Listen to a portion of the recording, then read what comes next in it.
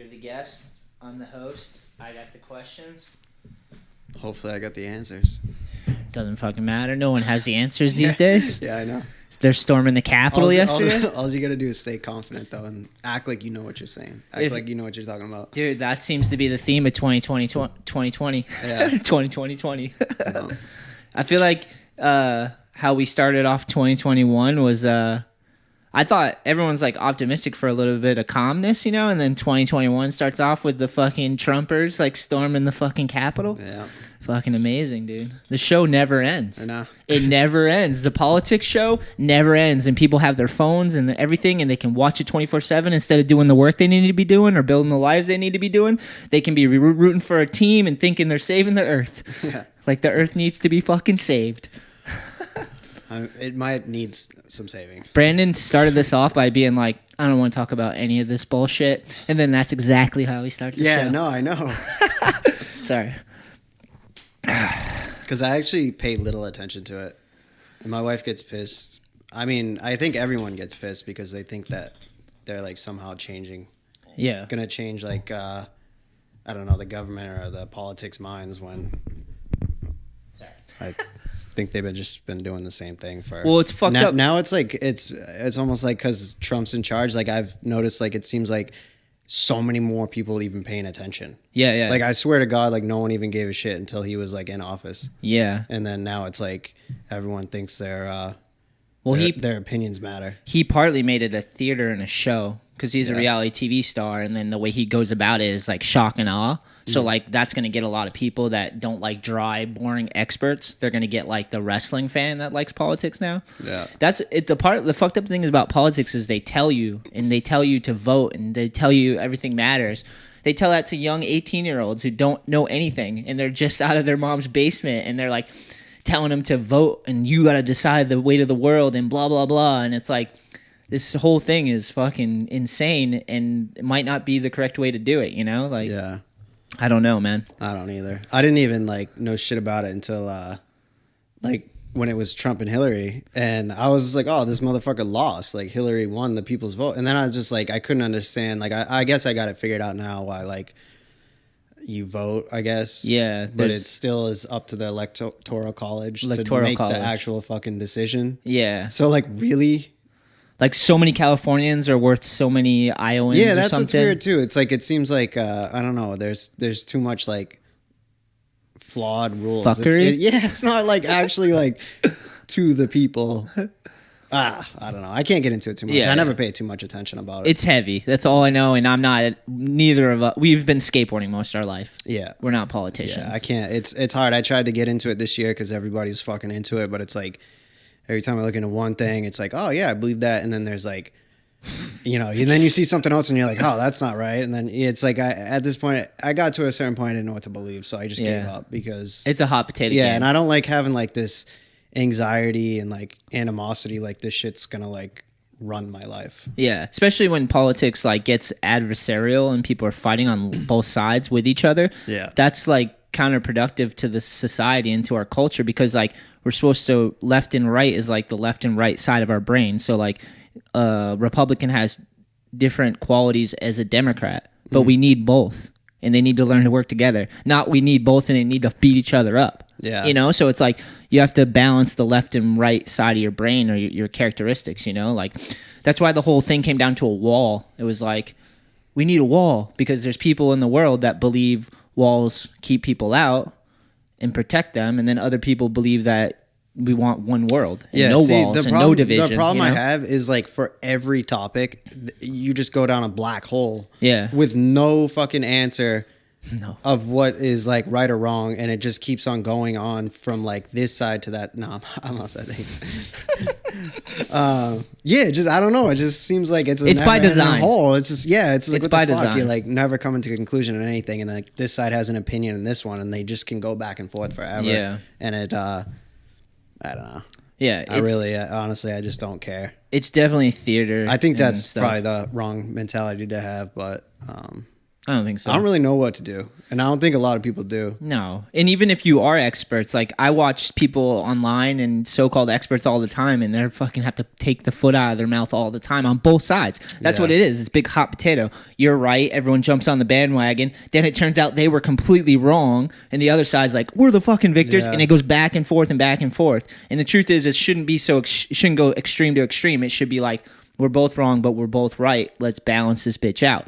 They don't do that because it's not entertaining. Our whole media is set up on attention economy. So if they can get your attention, they can make tons of money and extract it. Our media companies, our internet companies, our politics, the money is the underlying thing.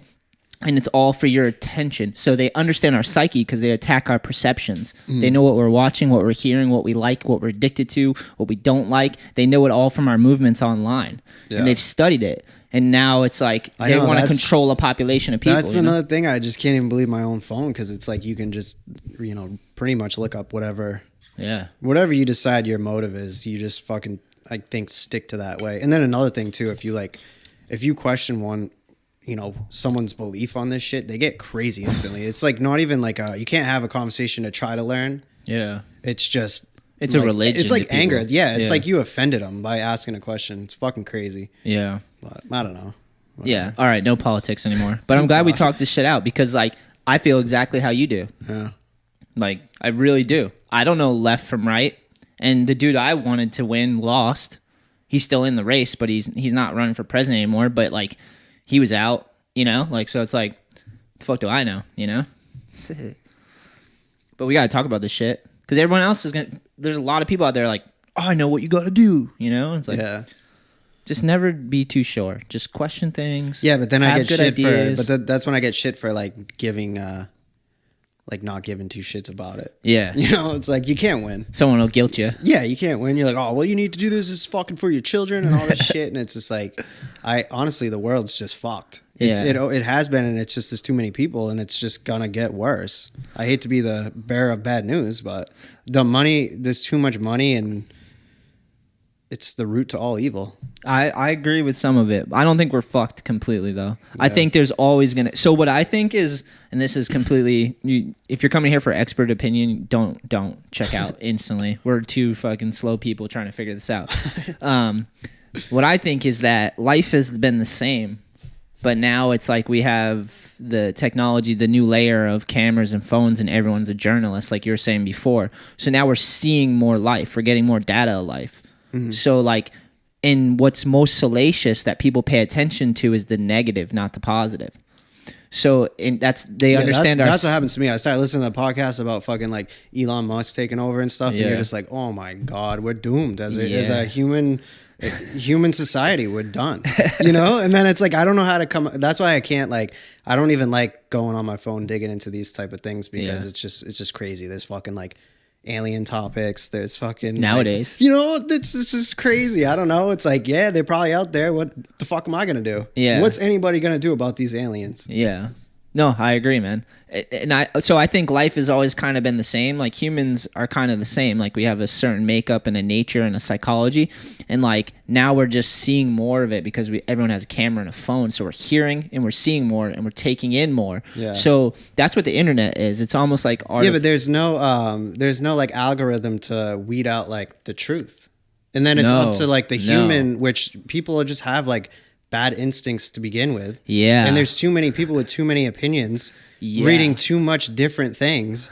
So who knows what to believe? Yeah. So I agree with that 100%. So the internet is like an artificial life we're creating because we're putting our emotions and feelings and our imagery and everything into wires and silicone fabric, whatever, into fucking the internet.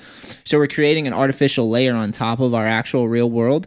So what I really think is going to happen is that's going to be the Wild West. I mean, they're going to try to regulate it and control it, but like right now it's the Wild West. Like if you want to dip into anything online, violent, crazy, epic, amazing, you can find anything you want right now online. So what we just need to learn, there was some movie that they had this all played out. I think it was Ready Player One. You ever seen it? Mm-mm. Basically, it's like the internet and everyone's trying to win the internet. And at the end, it was like the fate of the world depended on winning the internet and all this stuff. And then at the end, they just decided like, yeah, we won and now we can fix things. And the way they fixed it was just take a couple days off, 2 days off the internet. Don't plug in. You know what I mean? Yeah. And just like go out, breathe the air that we've been gifted, see the water, talk to the average homie next to you, and realize that this is just something we don't have to participate in. Yeah. But we have that now. We have this like artificial thing that's real, but it's fake, but it's like a reflection of the real. So you can get in and feel any type of way. If you're some angry, resentful person in the middle of nowhere and you want to find something to prop up your beliefs, you can find it anywhere on the web, and you can follow it in rabbit holes and like, and join like little cliques. And yeah. shit. Yeah. So it's just like anyone can have their own sense of truth because you can curate it yourself. That's what a lot of people do is they don't actually critically think. What they do is they have their thoughts, they believe them, and then they find things to support their beliefs. Instead of going, I have ideas, but I'm not sure. And then a journalist should question it and go, I don't know if this is actually true, and go, I don't know if I know the truth. Like, let's investigate this. Or scientists, I guess, do that. They start with an idea and then they test all the things around it to see what's true and what's not. And they don't like, but people do that now. They just subscribe. They go, that sounded right, so I believe it's right. And I'm going to listen to that person because that's all they're talking about. They don't go, that sounded right, but let me listen to the other side, you know? Yeah. It's crazy. It is. This is a crazy world. We're going to have to learn how to like balance it out and control it, because the internet in our world, there's like a lot of good that comes from it too, you know? Like, there's a lot of shit going on. Sure. We're adjusting. We're in space and time, and we're adjusting to figuring out how to live a better life, you know, hopefully. Yeah, I guess we'll see. Or we're burning down the Capitol. I'm not sure. I'm going to burp. All right. I got some questions from online from the epic people out there. Thank you for always supporting the podcast and throwing in the questions. I threw it out today, the bat signal. Oh, the volume's up. How was your ride? Actually, you said your ride was good? Yeah, it was pretty chill. Like 3-ish hours? It's about 3 hours, yeah. Pretty smooth, just all highway? Yeah, it's Nice. 95. You're a beast, dude. Dude, it's chill, like, up until you get into Mass, and then you start hitting traffic and shit. Yeah. Like, you get to, like, the New Hampshire border, like, you hit New Hampshire for a second, and then it's, like, but 95, like, through Maine is, like, flat. And, like, not that many cars on the road. You get a little bit, like, when you're getting into Portland, you know? But once you get into Mass, dude, the roads fucking suck. Yeah. They like start winding. They're all potholed out. There's too many people on them. Yeah. So that's where it gets like a little hectic. But that's like the last hour. Yeah. You know? Probably because we use our roads more. You're in the middle of nowhere, though.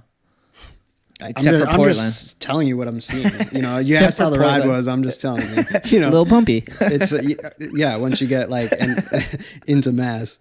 Perfect.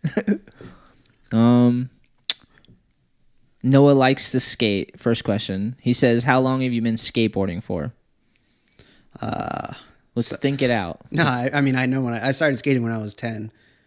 How many years then? What are we talking? I'll be 32 in February. So minus 10, right? Because I think it's 22 years. Yeah. On the pretty nose. much, pretty close. 22. Damn, that's heavy. Because I got my started skating like a few months before my birthday, but then like that was when I got like my first board, and I was like, all right, I'm a fucking skater now, you know? Like, my birthday. You got to decide when you start, because a lot of people get boards and they don't actually. Yeah, like go, my neighbor had skater. one, and we were like, you know, messing around and stuff. But then I just asked for one for my birthday, and hell yeah, that was it. I think I'm almost on a quarter of a century. I'm 24 years, maybe 25 coming up. Damn. Of skating. Yeah, it's pretty sick. Yeah, I just picked my nose with the new cameras. It's gonna be all close. How close is it? It's not that. It's not that close. It's can like you see my legs. No, it's just like in like this. We're trying something new on the podcast. I got 2 cameras. I might even get a third just so we have the frame of both of us. Mm-hmm. So like we can switch it up. But I figured if I can manage 2 cameras and like figure it out. Yeah, 24, almost 25 years. Fucked up. Damn. What was your first board? First board. I want to say it was an SMA. Do you remember them? Santa Monica Airlines. I think it later became Santa Cruz. SMA, yeah. Dude, I'm that old that I remember companies that aren't even around, like that are fucking. Back in my day. What? How old are you? Do you remember adrenaline skateboards? 37 or 38? 38. 38. Don't say it like that. Dang, what the fuck is that? No, that's sick. 38. You're gonna be like 40. That's dope. I know, dude. Yeah. You know what's crazier is I thought of that. I was like, I'm about to be 40, and when I'm 40, I'm 20 away from 60. 20. That's Yeah. it. Then you're an old ass man. Yeah, I'm been coming to terms with that. I think later in life, as you get older, things just go faster. Yeah. You gotta keep hanging on. Definitely, yeah. Keep the dream alive, boys. I know. When you're younger, everything's in front of you. Like, I have a whole life in front of me. And then when you're... I don't even think you think about it when you're younger. No, you probably Like, I don't. never even thought about it until I started hitting, like, you know, where I was getting up to 30. And then I'm just like, is that getting old? Am I getting old? You know, that's when I started, like, questioning things. That's a good age to question things, yeah. But Plus- before that, I didn't give a shit. I was, like, Yeah. young and dumb, I guess. Well, plus skating Now I'm keeps just you... old and dumb. Yeah. Plus skating keeps you younger than most, right? Yeah. I mean, I don't know. Maybe. Some people. I feel it keeps us youthful just because we are active. Like, exercising keeps people more youthful too, you know? It can also do the opposite and stunt your growth. You can stay like a childish little kid into your 30s. Yeah, I would say the majority, though, it keeps you younger and active for sure. Yeah. Yeah. I feel that. I'll agree. Hell yeah, Noah. Thanks for that question, Machi. Boop, boop, boop, boop. Go ahead, make a noise. Boop. That was pretty good. That's it? You got another one? Boop, boop. Make any noise. You don't have to copy me. Make up your own noise. Oh, well, That was my noise. I'll think about one throughout All right. the... Just whip maybe I'll it. just start throwing it in there. I don't know. Hey, you know what I really like about... I noticed this off listening to the Joe Rogans. I really noticed it off of listening to Tom Green's. Yeah, Dude, so guy's good. hilarious. Tom Green was awesome. Yeah, he was hilarious, just getting shit-faced. And he kept on shouting everyone out. And then I noticed, like, everyone does that. Like, if they bring up someone, they'll be like, yo, shout out to my mom. Like, Yeah. you know, Cheryl. I thought that was dope. So Yo, Cheryl I'm going in to try the to get some building. shout-outs on this. Please do. Yeah, because they're going to watch it. We'll send it to them. If they get a shout out, they'll definitely watch it. Yeah, I just thought it was funny. I was like, that's hilarious. He's shouting out everyone. And then I noticed everyone anyone they bring up, they're like, shout out, you know? That was only when he started getting drunk. Did you Yeah. notice the switch in No, it? but I noticed like a lot of people do it. Like Yeah. after I started listening to podcasts, like whenever they'll bring up something, like if I was to be like, yo, I'm out here with, you know, oh, Anthony hooked me up with that. I'd be like, shout out to Anthony Shetler. Yeah. You know, it's like, I don't know. That's where you need to throw your noise out there. Yeah. Like, shout out. Yeah, that's what made me think of it. Was that. Yeah. Shout out. All right, Darren B. Skates. Wildest skate trip. You take this one. You're the star today. I'm just the host. Wildest skate trip? Yeah. Take a second. You don't have to rush. Think about it. This one just always kind of comes to my my mind because I was like young and it was like I think like my first kind of like trip with like a bigger company, and we were on this Volcom trip, and it was all like super young. Like I don't know how old we were. Maybe like I think I was like 14 or something like that. I remember But you it- on Volcom, man. Yeah, it young, was yeah. Grant Taylor, Colin Provost, Angel Ramirez, Ryan Sheckler. Damn, shout me. out. Shout Shout out to all these motherfuckers. Yeah, it was all of us, and we were like super young going to Miami, and we had to do this like Orlando trade show. And dude, it was fun. It was just like a bunch of kids, and like Grant was reckless, Angel was reckless, so and Sheckler, dude, it was just like I was like, damn, these guys like are just like running shit, you know? Like Yeah. we went to the trade show, just like causing ruckus there, just like running around, like doing dumb Which shit. trade show you said? It was Orlando, I think. Orlando. Yeah. Oh, so Surf Expo probably. Yeah, it was because Nice. it was like we had to do like a little skate thing there. They used to have sick ramps for Surf Expo when Volcom was sponsoring it. Yeah. I mean, we have 6 ramp now, but like back then they had like more of a budget, so they had these crazy ramps. Yeah, it was fun. And then we ended up getting like all these fireworks, and dude, Sheckler went crazy buying fireworks. I was like, this is insane. Was you know? he like the star at the time? Was he like Sheckler, or was he younger? Yeah, for than sure, that? yeah. I mean, because he's always been kind of like the main focus of whatever brand. Yeah, back then, dude, he was Yeah. like he was like young Sheckler, like, you know, before like TV and all that. It was like he was just ripping. and Yeah.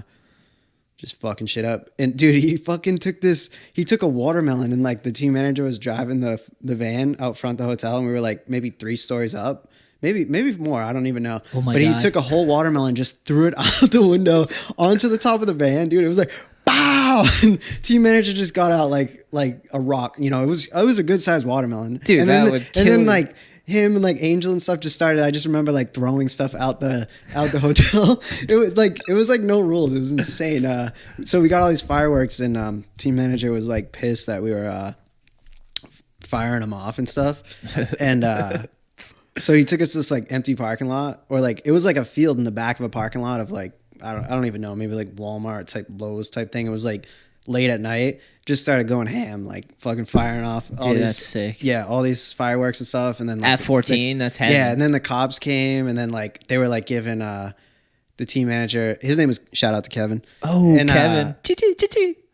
Andrew Mapstone, Anthony. Yeah, Anthony. No, is it Anthony? Andrew. Anthony Mapstone. I always just call him Mapstone. Yeah. Shout out to Mapstone. Hell yeah. Because no, they're brothers, and one's Anthony and one's Andrew. Oh, no shit. I know Yeah. Anthony. Or I know of Anthony. Australian, right? Yeah, I Or don't New think- Zealand. I don't want to insult him. I don't know which one's an insult, but Yeah. it's one or the other. Yeah, whatever. I'm fucking it up. But like, Photographer, though. yeah, they were giving those guys shit because like, you know, we shouldn't have been like lighting them off, and like they're the older guys. You know, they kept getting it like, and we were skating all these spots. I think we were skating that maybe Church Rail.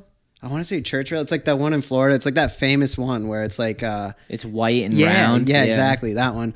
And we were getting kicked out, and this dude was crazy. The security guard, he had us all lined up against the wall and stuff, and like gun in his like holster, like yelling at us like drill sergeant style. And like there was all these birds. I remember like a bird just shit right on his hand. And I think Grant might have said something, and dude, he had Grant like against the wall, like kind of like yelling in his face. I was like, this is absolutely crazy, you know. But just like a lot of crazy stuff happened on that The trip bird where- shit on his hand. yeah, there was like all these trees above, and there were like so much bird shit. You know, I must have been nesting in the tree or something. One shit, and it landed right on his hand while he was yelling. And dude, it didn't even phase him. He didn't even flinch. I was like, this guy didn't even feel this. And then like, but he was yelling like crazy. Why was he pissed at? Oh, because maybe. we were skating that spot, and like it was, you know, like I think probably everybody was. Why skating it back Grant then. though? Did Grant say No, something? he about said getting something. Shit on? I don't know what he said. I think Like he a was bird just, shit on you, bro. He was just like, he might have said something smart, and the guy just snapped. It's like it was so long ago. I'm like getting like little glitches of memory that I'm like piecing together, and like When you're that young too, like a lot of stuff happened on the trip too, like that. It was crazy. Like we got to the hotel, and team manager's like, all right, no more fucking fireworks. Like, do not. As soon as we get there, of course, like someone opens the van door, just like, and it was like trade show, so all these people are checking in. Yeah. Opens the van door and just like lets out a bunch of smoke bombs. We just took off, dude. Like, bird, like got the fuck out of there. And then I think I want to say Grant maybe blew up a toilet in the lobby. Like it was, dude. It was just, we were going. I was like just kind of just like, damn, this is sick, just kind of tagging along, like But joining witnessing- in. But yeah, joining yeah, in. it was like it was out of my, like, I've never like been on a trip like free reign like that, you know, Yeah. where it's just like a bunch of little kids just like going crazy, because Yeah. it was always like 5-road trips, like older dudes, you know, like not really wilding out like little kid style. Yeah. But I remember like one was Tampa. We would just wild out throwing shit. Like it was Soul Tech trip, and we just like threw mattresses off the balcony and like fucking fireworks in the pool. Broke so much shit. I remember ZERED like jumped off a balcony onto a palm tree and fucking like snapped a palm tree in half in like the courtyard. You know, like Yeah. fucking chaos. It's probably because you had a budget, right? You're on a Volcom trip. All these little 14-year-olds are sponsored. yeah, no, and, I like, had, feel like it was they're- the first time I got per diem too, so we got like all this per diem. Back then it was like normal to get per diem. Dude, And then, remember per diem? The dude, per diem I fucking, days. yeah, I saved it because I was like, these guys are buying like all the meals. I don't know what this money's for, but I was like, I saved it. I saved like maybe like $700, and I was like, I thought I was rich, you know. And then I just went and I got like the dopest fish tank. Oh, sick. Yeah, I like went home, and then I was like, you know what, I always want this fish tank. I started buying all those like cool like little like things to go in them, you know. Yeah, like the pineapple with the hole so the fish can go in it or Yeah. whatever. That per diem money is for beer and weed and hookers. You know that, right? Yeah, I did. Well, I didn't at the time. But Figured it out. You're Yeah. like, fish tanks first. yeah, fish tanks, and then it was like, what a waste. But First time I got money from skateboarding, I spent it on aquarium shit too. I know I was with you. Yeah. Yeah. Hey, remember that? I always think of this as the time. I don't know where the hell we were, but we were staying at that little shack, and dude, you just started like soaking me with that fire extinguisher. Oh, remember, yeah, like yeah, you were yeah. chasing me around, just like lighting me up with this fire extinguisher. I remember just being like, this motherfucker. I was so pissed. Yeah. Yeah. I was like pissed you were doing that. I must have irritated you or something. I was and then it bullying just like, you for yeah, sure. yeah. You were Yeah. being like the You worst. definitely pissed me off. Yeah, you were being the worst. Yeah. But then it got even worse because I got home and like got this email from Steve that I like owed all this money for this fire extinguisher, and I was like, this motherfucker. Like I was the one getting lit up with this. I didn't even get to touch that thing. Like I was getting like just covered in fire extinguisher. Yeah. Yeah. Do you think he was just fucking with you? I don't know. I was like, I'm not paying this. I didn't even. I was the one getting tortured. That's this the is insane. opposite Did of you per get? diem. Did you get like a thing about it? I vaguely remember that, but probably it was didn't more. pay It was. attention. I was more pissed because I was the one getting fire Assaulted? extinguished, and then I was Fire extinguished. Yeah, I was getting drenched to that thing, and then Don't come at me, bro. That's what Yeah, happens. no, I That's guess. what fucking happens, bro. and then I was like getting accused that I had to participate into paying for it, and I was just like, this is crazy. So I was like, it really stuck with me. Steve probably just knew what you said to me that pissed me off and agreed on my side. No. Vote Republican. He was like, he was pissed. That's he was so pissed funny. about something. Yeah, that sounds like a wild trip with the Volcom dudes. That's pretty. Yeah, epic. it was super fun. Yeah. Did you hang out with Remy at all? He might have been at the trade show, but I mean, I did. Just in general, I like did. riding Yeah, for Volcom? Yeah. for sure. Yep. Who rode for Volcom? Like, you named a bunch of those dudes. What about some other dudes, older dudes maybe? When you were riding Mark for him? Appleyard was on. Nice. Nick Trapasso. Oh, Nick Trapasso. Darrell Stanton. Oh, hell yeah. Um, He did the back when he nose grinds, nose blunts. yeah, nollies. I always remember. I think it was Nollie back nose blunt down Clipper. Yeah, Yeah, I always just remember the cover. Yeah. He was just like really steezy, I thought too. super steezy. Yeah, he good. could get away with like hitting both his hands off the ground and still Yeah, like, he had a cool way of like landing where he would like somehow like he was like tall, but he would like kind of compress to the ground. Yeah. like his knees like would be up to his chin Next when to he would his land ears, sometimes, like yeah. all like bent down. It's dope. Yeah, he did have Nick was on the team. Dompierre. Oh yeah, hell yeah. Yeah, I went on a trip with him. Did they have like some older tranny rippers too? I'm trying to think. Susky too, right? Susky was on the team. What's his last name? It was Jake he was like Australian dude. Jake Brown? No. I'm spacing on his name for some reason. Tranny skater? Kinda. He could skate Duncan. everything. Duncan. Yeah. Yeah. He was sick, dude. He was so sick back Shout then. out. Yeah, shout out. I was shouting out so many people right Dude, now. what a ripper. But yeah, dude, he was like super into like drinking beer. He could skate like it was insane. He was such a ripper, and could just like drink a ton. All the Australians, you know, yeah. they could drink. It's in their blood. Yeah, it was sick. How'd you get hooked up with Volcom originally? Steve R. Oh, started Flow with Yeah, Vibro? it was just like flow, and then they just had that little kid trip.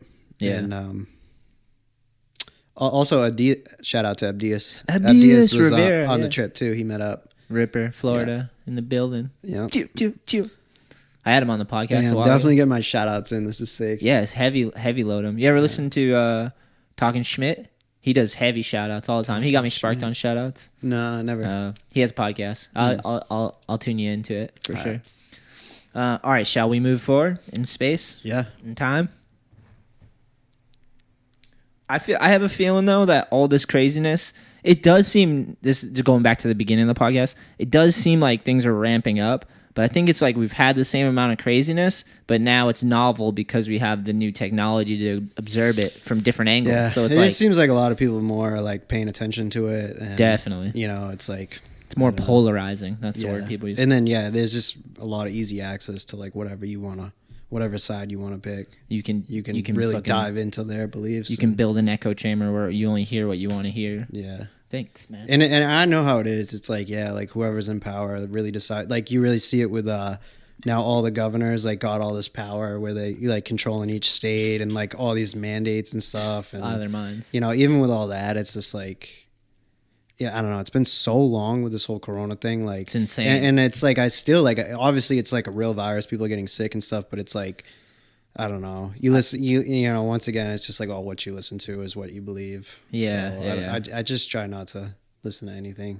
I- And if I do, I just like kind of take like it with a grain of salt because who the fuck knows? Yeah. You know, it's like, people should know the truth about this whole Corona thing by now, you would think, you know? Yeah. But, Oh, you almost went a little like Spanish right there again. Sometimes when you talk, you like kind of go like a different ethnicity real quick. Are you just like a white guy, or do you have like? Are you like 90% something? dude, and who like knows? 7%? Anytime I've ever asked my family, they have no clue. You do it sometimes. It's like, what'd you say last time we were filming? Yeah, I was like, I think it's like a 3. Yeah, I think you it's like did that. 3. I was like, I didn't know until you pointed like, it out. and you weren't even joking around. You were just talking normal. Like I've noticed you do that occasionally. I don't know. throughout- I guess I got a little. You must. dude. I like to put a little flair on it. you Yeah, know? do like what are those things like 23andMe or the like where they look into your ancestry? Yeah. I guarantee I just called it. You got some Spanish in you. There's no way. Look at me. Dude, look it up and then tell me I'm right. At least 2% of No, something. because maybe I was like because it might be like I'm just like listening to something, because I noticed Yeah. like if I'll go to like Australia or something like that, like all of a sudden I'm kind of like putting on a little accent, like, you know, I'll come home and just like be like having a little bit more. So You want to go film Shetler? Yeah, Down at the yeah. park, mate. but so maybe it's just that. Maybe I just been Yeah. listening to something lately that's like more like Spanish or something. Yeah. To jump around some more, But no one's ever called me out. Like, you're the I only know. one that's noticed it. well, now I've noticed it for years, definitely, because I've seen you funny. do it. And I've just never said anything. But then the other day I said something, and then I just caught it again. I was like, he's starting to go into like whatever 2% you are. It's in there. I'm telling you, look it up. That's funny. I do that too. Like when I was younger, especially, I would like listen to someone talk, like when they were talking intently, and then I would start talking to them. Like I hung out with Brian Sumner when I first moved to California, and he has the craziest like English accent, and it's Yeah. amazing. You're just like, Hey, shout out. yeah, shout out, yo, B Sumner out there, killing it. Yeah, I would just like, he called me out. Yeah. He was like, why are you talking like me? I was like, don't know. I didn't even deny it. I was like, I know, yeah, it happens to me all the time. Yeah. Like, it's like, I don't know. Sometimes I like realize it and I'm just like, because I think my wife called me out on it one time and she's just like, Really? Yeah, because she said something like, I might have came back from a trip or something. She's like, you're probably just like offending all of them. And I'm just like, well, that's not my intention, you know? It's just like you said, like you just kind of like, I don't We're know. creatures of imitation, It's like if you man. go to a different country and like you live there long enough, you're going to start speaking their language. And like, Yeah. you know, it's just like, we humans- imitate. Yeah. As little humans. kids, you like, when you come into the world, you're brand new and you don't have all the ideas. You're just a little ball of potential. You like watch things and you imitate it. That's our nature. It's Also, like, because our stupid accent, like with the R's how and dare stuff. you? How dare you? I know, but everyone calls it stupid. No, I know. At least if you're not from here, you don't even know it's a problem until you get out of here. I don't even really have it. Or maybe I do. No, you definitely do. I? Yeah, All strong. right. You when I Like, get mad. like a lot of people in this area, you can't help it. Yeah. But then, like I noticed going to California over the years, everybody called me out on it. Yeah. Next thing, now when I go to California, I can almost like people almost don't even know I'm from here until I slip. Wow. Like if I get real excited or something, I'll just like slip, and it's not. car. Yeah. The fucking bomb. Yeah, like I'm not even like, and I'm not trying to like cover it up. You know, it's Yeah. it's just this weird thing. That is weird. It's super weird, but you know what? Someone else brought this up to me too. It's kind of crazy because like You're malleable. if Is you- that a word? Well, if you Yeah. go from like Maine to Florida, the amount of like accents that you hit Yeah. is insane. Yeah. North Carolina. Yeah, but it's like it's not really like that. Like, I mean, I don't know. Someone brought that to my attention, and I just thought about it, and I was like, oh yeah, it's not really like that. If you go like if you're going from like northern like Portland down to like, you know, Mexico, West you Coast? really, yeah, or like you know anywhere else is there as much like There's Spanish though. You go down south, they got like yeah, but that's some just like Mexican one. Like think of like influence. southern accent. Like Yeah, people true, from true. Maine talk different than people from a Definitely. little bit different. Then you go Yeah. to New York and they got a different thing. Yeah. And it's like as you go south, they got like their own type of like Minnesota has the Minnesota. yeah, Yeah, no. But like, is there like as you go down to like Louisiana? I guess maybe it's just like that throughout. I don't know. Everywhere. Texas has one. But California, I don't have like a specific like accent. You're right. Yeah. Like I think of the whole West Coast and it's like you don't really think of a specific accent. Yeah, they don't really have an accent. I think maybe because everybody went west. So all the people that made it out there were just like they're we're leaving starting fresh. Yeah, they're leaving their accents behind. Yeah, You know? it was like too many different people. They had to come up with like a normal way to like. like a melting pot of just Yeah. gibberish. You know. Facts. All right. Oh, the whole reason in the beginning I'm glad we talked about that shit, and what I was saying is like I just want to say like I think we're going to be okay. As Okay. crazy as the world is right now, I think this is the same amount of craziness. We're just seeing it for the first time and hearing people's expression about it and about everything for the I first kinda time, agree more with that so too, than ever. But I just have like other problems that like I believe are stronger than the problems that are like this with like Yeah. just like food and stuff. Like because I was super into like you know like growing, and once I got into like conventional like farming, it's just a sad world we live in. Yeah. Honest to God, It can be, for It's- sure. it's- There's a and then- portion of it that definitely is. like a lot. You're not that pessimistic, are you? I really do. You know, like with the amount of contaminants and like what people are eating and like the concerns Oh, of people man, are just, I feel like a little skewed, but that's just because it was like something I'm like more passionate about and like Yeah. was into, and like people just don't pay as much. I don't know if it's just like you're almost like you don't know until you're like, because I was, for me, for instance, like I just didn't know, I guess, what conventional farming necessarily was.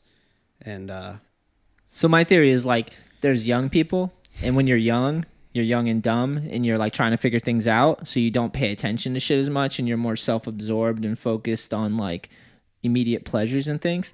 And then hopefully as you get older, you start to balance out the ride and understand that there's like you're connected to everything, and you can I guess for me, I just see it in a different way, whereas it's like it's just on like the scale that I was growing to the scale that like farming, the world's, because that's really like something that I believe strongly in, is like good food. Hell yeah. And you should. It just is like, but are you completely anti bad food? Like, do you eat McDonald's ever? No, but that's just because that's there. But like, it's like another one of those problems where like you start talking about politics and it goes down to like 10 different like fucking. I mean, we could just sit here and talk. Let's talk forever. Let's just talk farming a little bit, because it's like McDonald's farming has like essentially changed the way that you're not eating like the same piece of lettuce anymore. It's like grown on like a mass scale in like a real like shitty way, and it's very malnutrients. It's just bad food. Well, the food is bad, and the way that they grow it is bad, and the all the way up to the chain of like all the meat that is getting processed, and it's like I guess that's where like I kind of started like looking into stuff, and I was just like, oh man, I just don't even like. It's too heavy. It's not too heavy. It's just like I mean, I don't really know how to change it, or if it's gonna change, or like get people's. I think it's changing. I'm kind of just like more like I don't even know what I believe, to be honest. It's like I don't know what I believe anymore, like what is right or what is wrong. So it's just, I guess, up to the people. So to me, I was thinking about it because I'm like, I'm not really passionate about farming, or like you had a whole cranberry bog. You've has an amazing garden. You like gardening, and you're passionate about it. So that seems like that's when I feel the most rich in my life, is when I'm. But it was like from my garden. Like I was growing all those cranberries for people, but I didn't honestly like. I was really passionate about it because I put a lot of effort and work into it, but I didn't like. I guess like the pesticides that is a part of it. And also, it's just like monoculture. It's like a whole thing. Like if you're into like farming or like growing food, like, you can just keep on going down like all these like black holes of how it's like done wrong, and like how it could be better. I guess it's just like everything. It just needs work, but we need. I don't really know how to explain it in a way to where it's just is like you're doing pretty good, I think. Where like, cause it's like I don't want to say like too much, and then all of a sudden like that's the weird thing too about like nowadays is like if you say too much of the wrong people thing, paint you into a corner. They want you. They're like, looking for a villain. I'm kind of just like relax. Like. Figuring it out. I thought I was going to be able to do something, I guess, than I initially thought when I first got into like farming that way. And that's honestly the reason that I like got out of it, because I was just like, fuck it, I'm just going to grow my own food. Like, how long did you do the cranberries for? 7 years. Legend though. I learned a lot of shit too. We need factory farming though on some level. Like we got to feed, like we pulled ourselves out of poverty with a lot of that thing. It might not be the most healthiest or best for us, but we were able to get like so many people food. But you don't really know anything about it, so that's where it's like a lot of people nowadays have opinions that they don't know shit about. You know? So it's like you could say that, but you don't really know. Like for instance, with the cranberry industry, there's like. It's gone into like a factory farming type of thing where there's so much cranberries that like it just brings the price of it down so little that like all these small farmers get like chopped out. And then there's it just goes back to the money with like the pesticides and stuff, and like they make you believe that you need this shitty factory farming way. And and now it's like gone into generations of farmers that like have grown that way, and their parents brought them up that way, so they think. And then there's all the subsidies that the government does for certain things. It's just insanity, corruption. It's like people are very easily manipulated, and some people, a lot of people. It's really easy nowadays, like to kind of like do it. And there's so many problems that's like, you know, for me that I think that's a problem, but that's like, you talk to a lot of people nowadays, that's probably like the least of their worries, you know, with all the shit going on. I'll admit so that our like, priorities as a country have been way off. Like, that's how you get into a mess. But, that's how you get into this chaos. I mean, I don't know like all the answers, you know, to it all. But so let me throw an angle at you. Right. So I'm a layman. Like you were saying, like I'm like a sheep because I don't really understand farming that much. Yeah, so you're just speaking out, but you don't know shit about it. Well, I've looked, and honestly, I don't know everything about farming. And Yeah. I don't get. I was just growing like one crop. You know, I'm not like getting into like factory farming animals and shit. But Yeah. like if you watch like documentaries on that, and once again, it's like who knows the truth of or the. What is what? Yeah, from the documentary, like what their actual motive is, you know, and who's behind the documentary. But like, there's, you know, you could take like, I guess like common sense to be your own fucking journalist nowadays. That's what everybody says. You got to do your own research and all this. And then there's a million websites saying 10 different thousand things. You're like, oh, I don't know. Yeah. But can't trust the experts. Media is fake. I'll tell you just one thing from growing that way. Like, I'm not saying that I never eat conventional, but I opt to feed my family organic food. Okay. I choose to do that. I drive to Whole Foods like 40 minutes away once a week because they have the best organic produce. If you can afford it, it's awesome. There's people that definitely can't afford it. That's like the other thing though. People always say that, but like if you go and you get like you go there, and it's also like how you're eating. Like I eat like vegetarian, so I'm not buying any meat. So it's like, you know, there's like, oh, that's nice. There's always like that side of it where it's like, well, if you can afford it, there's always like with everything, I think it's like that. Yeah. You know, it's also, but there's truth in like some of that. But if you tell people also too, like, you know, I'll be like, oh, I'm a vegetarian, then all of a sudden they're worried about my fucking like, where are you getting your protein? Yeah. It's just like, dude, you don't give a shit. You've never looked into anything you've ever eaten. Yeah, you know, like all of a sudden you're worried about meat. What about your B12? You know, it's like there's What's your levels, there's supplements to this. Yeah, and like, it is like it's to me it stems down to like if you can afford it or not. But it's like people, you know, like spend money in crazy stupid ways. But like, what do you need? You need shelter, food, and water. So food should be like number one priority. And with the healthcare system, that's horrible. So, you know, if people knew what they were eating, like you wouldn't have that, like that outlook like that, you know, because it's like night and day. Like, well, so here's my angle right. from the opposite side. Because I hear everything you're saying and I agree with a lot of it, but I'm more in the middle. Not that we're on the same path, but like you're a little more intense about it. It's fine. I know. So like, this is something I don't even like getting into because then it's like no, this next is thing awesome. I'm like ranting. No, like, this is awesome. This is we're on a podcast to talk about shit, and I like talking about this. Right. So my take is like I used to eat like shit and grew up in poverty, and I don't mean just financially. I just mean the poverty of mind. Grew up in dysfunction. You're poor. Poor is relative. Like, I've always had material wealth. Like, I had food and clothes and stuff like that. But I had fucked up issues. So I just, like, would eat as a drug. So I'd eat fucking unhealthy shit all day just to, like, get high from it, you know? Or just, like, or whatever. My mom was unhealthy and she'd buy the groceries. And I, like, grew up on all this food. Not all, which is bad, even though they'll tell you everything's bad. But, like, as I got older, I started realizing, like, hey, I can't eat all this. It's bad for this. On some level, some of the shit is bad for the world, like the farming and all the pesticides and craziness. And then on another side, it's like just not good for me as an individual to be eating like this because I'm getting highs and lows and I'm not balancing it out. Too much sugar, the fast food, all this stuff. And it just doesn't really fill you and nourish you the way you want it to, you know? But like it starts like at a young age, you know? Like I feel like our big problem is poverty of mind in our country. We live in America, which is like I feel like I grew up poor, but more poor of like just having a broken family and having a poor state of mind. You know what I mean? Where you don't even care about the issues that could help you because you're caught up in the negative side of things. But and then also too, it's like, you know, for me, like I'm not very like educationally smart, you know? Sure. I mean, realistically, you went skateboarding instead, which is awesome. But like I don't know, like going to school, it was like they never. How do you think of your backyard, dude? I could look at your backyard and I could like plant a bunch of things in there for the spring, which is like, dude, seeds are cheap. Yeah. And then you can collect the seeds and have the next crop. Amazing. So you buy the seeds one time. So Yeah. that's where it's just like, oh, dude, it's like too expensive. It's like you can grow your own food. It's not that, you know, that's the problem with the world. It's like you only have to be good at one thing, and then everybody else does everything for you. So you have a job, but you don't know shit about like plumbing. You don't know. So like you buy a house, you don't know shit about your electrical. You don't know how to put drywall. You don't know how to like, you know, no one knows how to do anything except for one thing.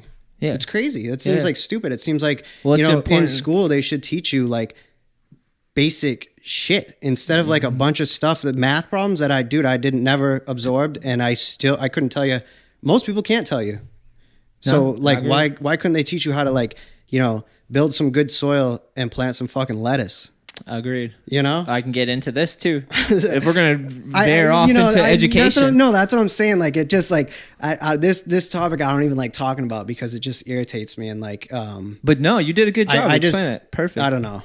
And no, so the education. Like, I don't even want to speak too much, and then I have to hear like a bunch of people like, you know, outlashing or criticizing like what I gotta or like I'm just talking to you, and this is what I was telling you before, like I know you too well, so I kind of like get well, so I don't think you're saying anything new. I think this is precisely what we're learning, like through having the technology and to be able to communicate and talk is like we're pulling ourselves out of ignorance, because like when you don't have this like the layer on top where you can hear different people talking, get different ideas and new ideas and stuff. That's what we're having right now is we're experiencing growing pains from that, you know? And we're realizing there's fucking liars and there's actual real leaders and there's differences between healthcare. And like, we're learning that. Like growing up with the school for me, it was more just like somewhere to put me where I would just hang out and like try not to freak out because I had emotional issues. So I barely did the work. And then the whole thing with education too is like, you can do it on your own, you know, like if you're interested in driving, you can do it and you can learn, especially nowadays with the internet, you know, like you can learn whatever you want. You can start finding the people to connect with to do it. But before it wasn't like that. It was like you go to school, you do these tests, they sell you some degree, and then the stock market crashes and the economy crashes and now your degree is worthless. And then you're saddled in debt and you're just like, dude, I was supposed to be doing the right thing. Like my most parents people told like, me to do that. Like even most people just don't even like bother like getting a degree. Like I went to a trade school because I just had this mentality for like a long time that I was like not gonna like I'm not that good at doing these tests in school. Like I'd rather learn, like I'm more like hands-on. So I went to a trade school to learn a trade to just get a job when I got out of high school, that it wasn't like a lot of people should have done that. Yeah, that's what they should have like more. I mean, I don't know what they should have, you know, but if it was up to me, I would just be building more schools like that to help, you know, and then nowadays we're in like all this problems with like, they sold college so hard, but now we're like lacking like actual tradesmen people, like, you know, and then like, I don't know, definitely in like the cranberry industry, it's hard to find like a young guy that's gonna do that type of work. Things get monopolized too. Like certain industries, it's just like you get it to like which they seem like they're doing with our whole fucking retail economy. Is like all the small businesses have to shut down, but Walmart can stay open. It's like it's fine for Corona to linger around there, and then we have to wear masks and stay 6 feet apart, and like it's insane. The whole thing's insane. Yeah, man. It's good. I'm glad we talked about this shit. Yeah. You shouldn't feel crazy either. We got to talk this shit out. We're fucking getting old. That's what we're talking about. We're not fucking 16-year-old skateboarders. We're fucking supposed to be men, like 30-year-old men that can talk about. Yeah. But I agree. A lot of the food stuff I'm learning. That's just like my big, like, I'm just like, man. Because it's also like, it's doing a lot of damage to people consuming it and then just the environment overall when you think of like the hundreds of crops out there. I mean, it's like, I think a lot of people are aware of it, but like if you were to actually participate into it, I think it would really change your perspective. For sure. Yeah. The thing to me is I love, and this might be an asshole thing to say, and I'm not perfect by any means, but I love McDonald's when I'm like slightly drunk and I get McDonald's. I don't want it all the time, but I want it to exist so I can have that. Like, I'm glad it existed at one point so I could try McDonald's. I still rarely eat McDonald's, but when I do, it's like a guilty pleasure. I don't want all the misery connected to it, and I don't know that much, maybe because I'm slightly ignorant and I mean, I'm definitely skateboarding. I'm not like a pro. But this is the whole argument. And this is like also too, like when I'll start to dive down, I just don't even like to dive into too much of it. I just like, I know what I know from like what I've seen and experienced, and I just am like just gonna do my own thing and try to better myself, I guess. Yeah, it's awesome. And it's like, you know, I think the people will figure it out. Like, for them either. Maybe not. I don't know. It'll take some time. It seems kind of hard in time. like nowadays too, because people are so divided. So it's like you really got to come together for like a lot of things, I think, to happen, and it just doesn't seem like the people are on the same side. It's definitely divided. So I don't on some things. Yeah, I don't see really anything like really getting accomplished or fixed, but they'll figure it out. We'll figure it out. Probably someone will figure it out. Maybe I'm coming off a little negative. I mean, I'm just like it's been a weird year. I get it. I don't know. 2021 started off crazy too, you know? So it's like, I think we'll be all right. That's back to what I was saying. At the end of the day, I think we're going to be all right. I think we're going to have to learn from our mistakes and keep moving forward in time. And we're going to keep getting hopefully more enlightened, but it's going to take a long time. And we're going to have to admit our ignorance and faults and try to make amends and move forward and forgive each other as a society, as a culture. Like, we have to realize that we were animals that pulled before that we were just things in water and mud, and we pulled ourselves out to crawl onto the planet, and then we pulled ourselves from like animals to like having technology and using it and building cities, and like we're learning, like we're constantly doing this. We're in this connected stream from basically nothing to something, you know, and like we're still going, like, and the internet layers that with a new mirror. Because when I first got my phone, I'd always just pretend like it was a mirror, because I'm like, I'm showing myself to people and they're seeing me, and vice versa. Other people are doing it. It's a mirror to how you act. So that can scare a lot of people, because they get to see they're ugly, and they can deny they're ugly, or they can embrace it, and then or they can embrace it and move past it or whatever. And it's like really fucking hard to do on a daily thing. I think they have apps for that now.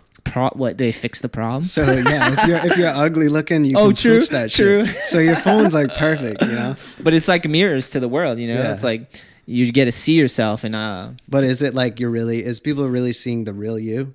That's the question, I think. Yeah, it's only depends on the day. Some days I'm in a bad mood. Other days I'm super excited. Some days I'm feeling like I'm on point, and the other days I'm fucking up. You know, like it's only to be human. And people are only posting like the good. People don't, you know. And then it's like if there is bad, then it's just like, you know, then you're just fucked. They want to throw stones and attack you. It is a weird thing. Nobody's like, perfect. The phone for me is like yeah. I'm like, it's a really weird thing for me. I know. I can't like wrap my head around feeling good about it, but like whatever. I know. We've talked about this for a long time. Many podcasts. I don't know. I'm just like, it's hard for me because I'm different, like, and then like I'm just like tired of all this shit. I'm like just tired of hearing like I think like people's opinions on like what they think is right and wrong, and you know, so that's why I'm just kind of like, you know, like here I am just like voicing my opinion about food and shit, and it's just like, I don't know. I just don't want to be that guy. I don't think. It's good to talk about things, because like some people won't, you know. So like I don't mind being a fool, because I'll go out talk about shit. Seems like people have no problem talking about what their side of things nowadays. Yeah. You know, it's like that's all you hear about. Like you just like you don't even like go out and like, you know, like you don't go on a skate session and just like have like a normal like fun time. It's always like, oh fucking like gotta put this mask on you, dude. You're like terrified if like someone's gonna get you fucking sneezing over in the corner. Not me, bro. You know, like I know. But then it's like there's always somebody on the session that's like a little scared or like, you know, like, and then it's just like it's weird. It's just a weird thing that whole like, and I get it. It's like a virus and like people are dying and getting sick and stuff, but it's like it's just that's like the ultimate thing for people is your health. So like, but they're not even like telling you to like eat better and like get healthy and stuff. They're just like closing gyms and stuff, and like telling you that these dirty masks that you're wearing are like gonna save your lives, when it's like I haven't even washed my mask. I wear the same mask like all the time. Yeah. You know? It's like a false sense of security on some level, you know? Like, there's probably places where masks actually do help. Like, if you're in a big city and you're in a skyscraper and you're all, like, touching the same stuff and everyone's in, like, probably, boxes. Though. You don't know. No, I don't. I definitely am not an expert. Yeah. I'm just, like I said, I'm not scared to be a fool. I'll talk about things, try to figure it out. If I'm right or wrong, I don't fucking know. But the only way, talking is a form of thinking. So you have to talk things out. And that's the problem with censorship, is when you censor people, they can't talk and learn. They can't talk because they're scared to say what the fuck they I agree feel. With that. I definitely which is nowadays, you know, like everyone wants to oppress and be crazy. Yeah. Everyone wants to protect their own feelings, which is crazy. It's like hard to find like, I guess, someone that actually knows what they're talking about. You know, that's like the problem nowadays, is like no one has like a problem talking. And like, you know, I heard the whole, like they're trying to like censor platforms and stuff like that, which is absolutely fucking crazy. But like, because if you want to listen, you should have the right to listen. But Yeah. People just censor each other. Like, go around. It's like they're putting masks on I heard you. they were censoring, like, because I listened to that Joe Rogan with, who's that fucking guy that's all like, he's like anti-government and stuff, but Joe Rogan had a podcast with him. You know what I'm talking about? Like, he's like a famous, like, everyone knows him because of this. Yeah, let me think. But he got like shut down from YouTube and stuff. Alex Jones. Yeah. Yeah. And conspiracy theorists. Yeah, exactly. Well, you know. Maybe not. Maybe Jesus. Maybe the not. devil. Who fucking knows? That guy's all over the map. He's got a lot of of theories and ideas. He's looking for all the rabbit holes. Yeah, I don't. He's entertaining. Honest to God, though, it seemed like when I was listening to him, like on that podcast, I was like, damn, this guy's just like, he's like tired. He needs to like fucking move on from this shit and like, take a nap, bro. Yeah, like I don't know, but then it's like, oh man, who knows what to believe, you know? Again, I think it's going to be that people have to learn to balance out their consumption with the internet and content, and you have to take breaks off. Like, it helps me. Like, podcasts and watching interviews and like seeing someone lie helps me. Yeah. Like, not censoring things and seeing reality and people talk, it helps me understand who I am better. You know, it's like you watch and you observe and you imitate and you see what works for you and what doesn't. So like, I think the technology helps us, but it also it's just the tool. It can hurt you too. It's like fire. You can burn down a village, or you can forge steel with fire. You know? Yeah. It's obviously, I think that's like usually what happens is people just like kind of focus on the negative. The money's so tied in with everything that it's like everything's motive is with the money. Like the media, the social media, the fucking government. It's all tied into the money, and people are. It's like a game to them. So they're like, I'll say whatever the fuck I want because it's gonna get all these views, and like if more controversy sells, too, like, they could lead that type of something shit out there that is like, you know, swaying people one way, then they'll just counteract it with like a video to make that sound crazy or something, you know? So that's where it's like, I just get exhausted with that stuff. But it is good in the sense of like people have access to see like, I guess what's going on out there. We're connected. Like that. The technology helps us understand each other better for sure. Dude, it's but crazy. we don't all use it like that. What the hell is it called? It's something about like just like Instagram and stuff and Facebook nowadays, and in your phone in general. It's on Netflix. It's Social Dilemma. Yeah, exactly. That was a like good when one. you're seeing that, you're just like, damn, this is crazy, you know? And it's, I don't know, just kind of sad. I think that we're privileged in a sense that we can all have enough free time to get freaked out by the phones and the social media and stuff. Like, if you can wake up, that's why I started meditating for a while, and I'm sure that's cliche to say, but meditation helped me a lot. I need to meditate again. I stopped for a while, but like, meditation helped me wake up every day and tune out from all the stuff, the external, and focus more on like just what's immediately in front of you, your breath or whatever, you know. Like PJ's super into that, and then Donnie, I think, is getting into that too. Yeah, for your mental health, it's great for your mental health, because a lot of times we latch on to things and stories and narratives attract us. And you have no self-control. That's the problem when the government and the media understands your psychology. They feed you shit that pulls you in. Even if you have restraint, it's really hard. It's like, and same with all the social media companies. They feed you ads that, like, if they know you gamble, imagine getting those ads all the time, or they sending you content. Like, I've been watching poker all day long. I'm getting, like, trying to sell me poker shit, or, like, I want to go play poker. You know what I mean? It's like, luckily I have some restraint, but it still gets to me. So imagine the poor schlub that doesn't know right from wrong, and someone called him a bastard and kicked him, and they're feeding him all his vices. That's like and they're doing it for monetary reason, to feed an ad to you and they understand what it'll compel you. Same with the media and the government, is they understand what moves people and gets them moving. Like, they understand the spectrum of human intelligence and human experience, and then they are playing games, dude. It's like playing God, man. It's intense. And I feel bad for people, because if you're not aware and you're just subscribing, and a lot of people do that with politics and religion, they just subscribe to an ideology, a structured belief that someone created, and then you subscribe to it, and then you don't question anymore because they have all the answers. That's like what a cult or a religion does on some level. Like, you let other people think for you, and then you don't have to use your critical thinking ability, you know, which is like, there's a lot of that. I don't know if we can, like, there's certain things that we're going to have to deal with always. We're going to always have new idiots. Yeah. People are idiots. We're idiots. We're born into ignorance. Like, we're shoot into a portal, our mom's vagina, we like come out of that thing, and it's like the senses are on, and you're like, I can hear, I can feel, I can see, and then the whole world's chaos because you're coming into the middle of this like thing that's been going on for longer than we can imagine, you know? And that's what the internet is showing us, is that you can dip into the human collective in under consciousness at any time, and you have to be in control of what you watch and what you hear and what you believe, and you have to have some critical thinking ability, which they should be teaching in school, which you were getting at. Same about the health and the food. It's like they should be teaching us to be self-sufficient, but it's like there's a lot when people want to control the masses, is they want to make them dependent, you know? And that's what this whole argument is about. It's like they're telling you to be an entrepreneur, critical thinker on one side, and then on the other side, it's like they want you to be a sick, scared, you know what I mean? Or I don't know if it's one side or the other, but there's different camps that are saying that, you know? Like both sides are wrong and both sides are right, and we need to learn to complement each other instead of combat with each other. Left and right shouldn't be punching, they should be shaking and figuring out how to like serve humanity for the best of us, not just to make money. We have to like our lives are worth more than all the money in the world. Like without our lives, there's no money. Yeah. If you're don't exist, there's no money, you know? Like the money is a man creation, you know what I mean? So each life has the potential to be infinite in value, you know? It's hard to teach people that. It's hard to learn that. It's hard to understand that. It's hard to remember that. It's really hard. You wake up and you put on this fucking phone and you're into all this bullshit already. You're just trying to breathe. It's a wild ride, dude. People have to talk about this shit. And you and I both don't have all the answers, but we have at least an honest take on it. That can't hurt to talk about, right? All right. Back to skate questions. We're skating the edge after this. I was just thinking about that. I'm really excited. Your wildest skate trips were solid answers. Thank you, Darren B. Skates, for that. And hope to catch a session soon with you. Noah, same, dude. Hope to skate with you.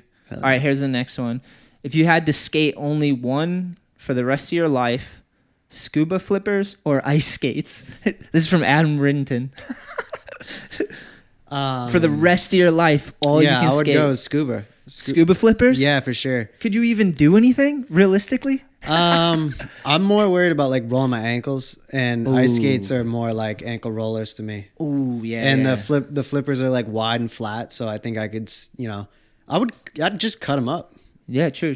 Yeah, so you're very resourceful. Like, and then as you're like doing kickflips and shit, they're gonna wear into like, if you just put your foot in a scuba like flipper, yeah, you know, most of that is like not even, it's almost like a shoe if you just like cut off the rest of it. Yeah. So I don't know if I can modify it. You can't modify it, but you can do enough kickflip attempts that it wears down. Yeah, so that's just gonna rip right off. Yeah, it'll be fine like after a year. You're 100% right, because I didn't even think about ice skates. I just saw flippers and I thought it was ridiculous. So no, but I agree. You wouldn't be able to carve as good on the ice skates because you have just that narrow blade you're standing on. Yeah, and I would feel like I'm wearing rollerblades or something. You know, it's like there's something about that. I just like, I don't like my ankles being like teetery. Yeah, that's a nightmare. Yeah, imagine standing on a skateboard with ice skates on. Someone's done it for sure. Yeah, that's a nightmare though. Yeah, and flippers, you would just. I think you would carve a lot more. It's all you do. Like one of the King of the Road challenges. Like I think. Maybe it was just you had to like roll. Maybe you just had to drop it on rollerblades. But I remember ZERED doing something for the King of the Road challenge in rollerblades at some skate park. Yeah, I think they did, like you had to stand on rollerblades on a board maybe and drop it in. Yeah, that's what I thought it was. But then I was like, maybe he just had to like. That sounds so dangerous. Yeah, he did something. He did something very impressive. I just can't remember what it was. Shout out ZERED. Z-Bass in the building. All I think about is when you guys kind of fought. I know. That pissed me off so much. Dude, he was working me. It was just, you know, ZERED was like, he's young. Hey, Miner always talks about that shit, though. Can't, bro. He's just like, yeah, because we met up with those guys, and it was like after we were on the road for like 2 weeks or something. It was like the last dinner, and we were just getting shit-faced.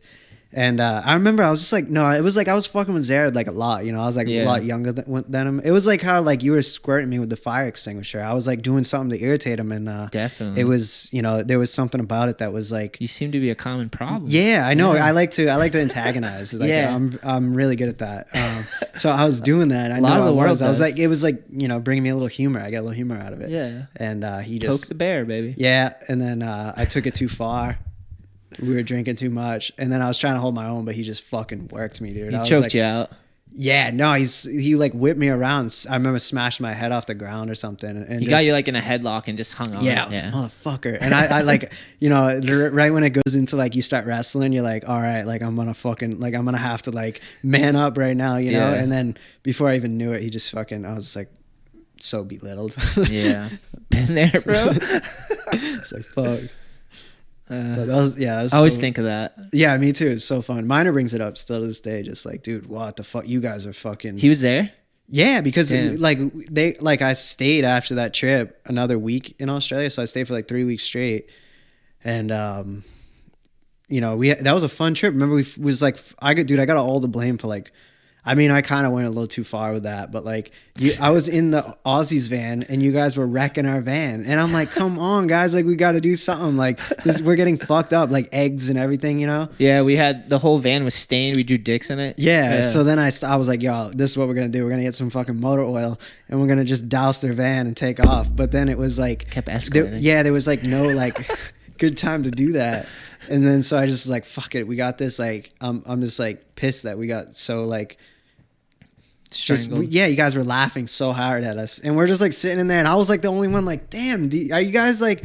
And Nitty was the other one. Yeah, that was like, yeah. shout out to Nitty. Hell yeah. Yeah, he was like, Such the fuck man. this shit, and he was like getting riled up too. So like, He was the man. he by was the way. man. So much fun. That trip was fun because of him. But then I just doused the fucking motor oil on the car after. So Yeah. then like when you guys came back out, Can't do that, B. yeah, I know it was like. Stepping And then I over. got the whole like, oh well, it wasn't on the road, so it wasn't fair rules and all this shit. Like, I'm like, whatever, dude. Like, and then they couldn't get the oil off the car, so they had to pay like all this extra money, Yeah. and it turned into, it went a lot farther than I wanted it to. From fire extinguishers to ruining cars now. Oh. Yeah. I actually heard something. I forgot who it was, but someone was like going on a trip to Australia, and like they were meeting up with probably that same crew or distribution, or somehow it came to be where there was new rules if you were renting a van, like because of We fucked up. we fucked it up. Yeah. Put the oil on the car. They're like, yeah, gotta draw lines now. Yeah, Gotta build a yeah. wall. Build a wall. I know. Hey. Yeah, dude, I always think of that because it was just like you both were ripping. It was like a power struggle. That's what the fight was over. You both loved each other, but No, you just were it like, was like there was something like I remember it like verbally because it was also like a weird dynamic with like I feel like Seamus because he pulled some shit like about like oh, Seamus definitely had a hand in it. yeah I don't know Yeah. if he like pulled something on that trip like because he was like always trying to like dad me and stuff, so I always like felt like I He was was like, technically your mother, wasn't he? was my mother. He but, like, signed for yeah, you. I was like you know, literally, he was signed to be your legal guardian, but he signed where the mother should. yeah, Something like that. No, yeah, because I was supposed to go to homeschool when I Yeah. moved out there, and he was you had to have a legal guardian to like enroll you. Yeah. And he was like, I'll be your legal guardian. And then he signed like in the mother's. There was something about it. Like, I hope forgot that's true. what was going on. But it was, yeah, we were kind of like, it was a lot because I was like fucking irritated that you guys were like, because he was like the dude, like getting the eggs and like fucking us up and laughing and stuff. Yeah. So then it was like this thing where I was like, we were both like almost like not out to get each other, but it was like we were Set both like, up. yeah, it was Yeah. like, there was like a weird thing on the Tension trip. And then like set the up. last night, like, I think I crossed a line too far. I took it too far, and then I was like, "Oh shit, he's fucking pissed." And then he just started attacking me, and I tried to, you know, like I said, We already heard. Yeah, I just got. You're demoralized. Yeah, I don't even want to repeat it again. It wasn't really like you got beat up. He just choked you out. You were Yeah. both drunk. It was like not even a fight. It was more just a wrestling match. Yeah, But in front of everybody. in front of everyone, and then like That's what it Minor was. and all those guys, and like just being like, "What the fuck? What the fuck is going on?" And Yeah, I'm like they were just kind of mean you, right? Or Yeah. like they knew you roughly? no, I known him for a while. Oh, okay. Yeah, okay. it was just they were meeting up on the trip. It was their first day, like off the plane, and like, oh, we're eating at this spot. Like, come meet. Like, I Into the invited them. chaos. Yeah, and it was just like we are all just like drinking crazy. It was like the last day, you know. Awesome. Thanks for that. Thanks Yeah. for reliving that again. I know, so many good times. Shout out to Adam. Thanks for the question, homie. Hope Shout all out. is good. My G's. Doo-doo, doo-doo. All right. Mr. Daniel Turnbull. Does Brandon have rocket legs because he came up on the tough, crusty Wareham Park? Is that where you get your fucking beefy legs from? What was the Wareham Park? The skate shop. I didn't really think that was crusty. Nah, the indoor. The indoor Yeah, one. that was. That was But nice. just skating That was East like my Coast. favorite park still to this day. I think it That probably park's like amazing. if I skated it now, I'd be like, this park kind of sucks. But like, You'd have fun. yeah, I would because I mean, it was simple but like perfect. For Yeah. what it was. I loved it. It was just pyramids, I went there hubbas, every quarter single day. pipes. Yeah. So It had two. There was one where it was at a house and it was just like a quarter pipe, and they had like the shop going, and then they moved it to that like indoor spot. Yep. The skate shop, remember? Yeah, yep. And then they had like the tall rail, the A-frame, the hub up, across and down. They I know had the whole. gap I to know the rail, whole layout like quarter pipes. by heart. Yeah, yeah. Like I know the whole entire. Like, Skated that thing for hours. Hours. Like I skated every day after school, save my lunch money, and then eventually like Roger just let me in for free. He's like, "Oh, you don't gotta pay today," and then it was like, "Oh, you don't gotta pay," and then You were just there. I was just there. They're just like, he's part of the family now. Yep. He lives here. Yeah, that place is epic. Definitely, you got your rocket legs from fucking skating through the East Coast, though. I think I built those in New York. Yeah, with Steve pushing around. He was like kind of like, I guess like, maybe I guess you'd say like grooming me as a kid or something. Mentor. Or like, yeah, like well, he was like we'd skate around the city a lot, and you know I didn't have a cell phone, so if I lost him, I was like terrified. He was your mother. Well, just like Seamus. He was flying around the city, and like I came from Wareham, where there's like not even like cranberry box. I don't even think there's an elevator in the town. You know, Oh, maybe so it was not. like, you know, I'm like flying around this massive city with this, you know, like full grown dude who's pushing like a maniac. Like I'm like, I have to keep up with this guy because I am terrified. I don't know where I am, Yeah. and how to get out of here. And then he'd always just take me to spots, like all these spots. He kind of just, I think, like was like, oh, I think Westgate could ollie this or something, and He would just have a skate all day too. yeah, it stemmed from full that, day like pushing missions. around the city for sure. I was like pushing around like a lot. Because he would skate everywhere. Like when you'd get into the city, like he would skate to all the spots and kind of like. Steve's a beast. He's got crazy calves. Yeah. For sure. From Yeah. pushing. That dude pushed faster than anyone I knew. Definitely. And longer too. Yeah. Like he would just skate everywhere. He definitely grew up skating the city, you know? Mhm, yeah. Sick. Favorite Massachusetts skate park? That's from Jack's Skate Channel. Do you have a favorite park? Yeah. Well, Indoors, outdoors? Well, I mean, I think the Edge is my favorite park just because it's been there for so long and it gets you through like the past like 15 winters, 16 winters, and it's got everything you need. It's right here too. And it's right, yeah, it's like always been like in arm's reach. So Yeah. That's definitely like my favorite park. What about outdoors, if you had to pick? I don't even know if you consider it a park, but it's that DIY in Plymouth. Oh, Plymside. Yeah, that's hands down my favorite like park. I think I have more fun there than the Edge, but it's just like shitty concrete like DIY style, you know. Yeah. The something about the Plymside is the fact that like there's like mostly just skateboarders there. Whereas Edge, you have to like watch out. I don't for even mind everyone. like the environment of the Edge. It's just like I like the I think the ramps are so shitty at the Plymouth DIY that It's like a just lot of fun. them that and there's like just certain things and like certain lines that I really like to do there. Yeah. That like don't exist at the Edge. Yeah. So but the Edge is like by far the best skate park Fuck yeah. in this area. Yeah. We need that place right now. Definitely. Your favorite park? Why? What's yours? That's what I'm thinking. Besides the Edge. Besides the Edge, because we need it in the winter and it's fun as hell, and I meet up tons of people there, and I love the Edge. But if I was thinking about outdoor parks, damn. I like the DIY in New Bedford. Yeah, kinda the grounds. rough. The grounds It's kinda horrible. rough. That's like the Yeah. one thing that like,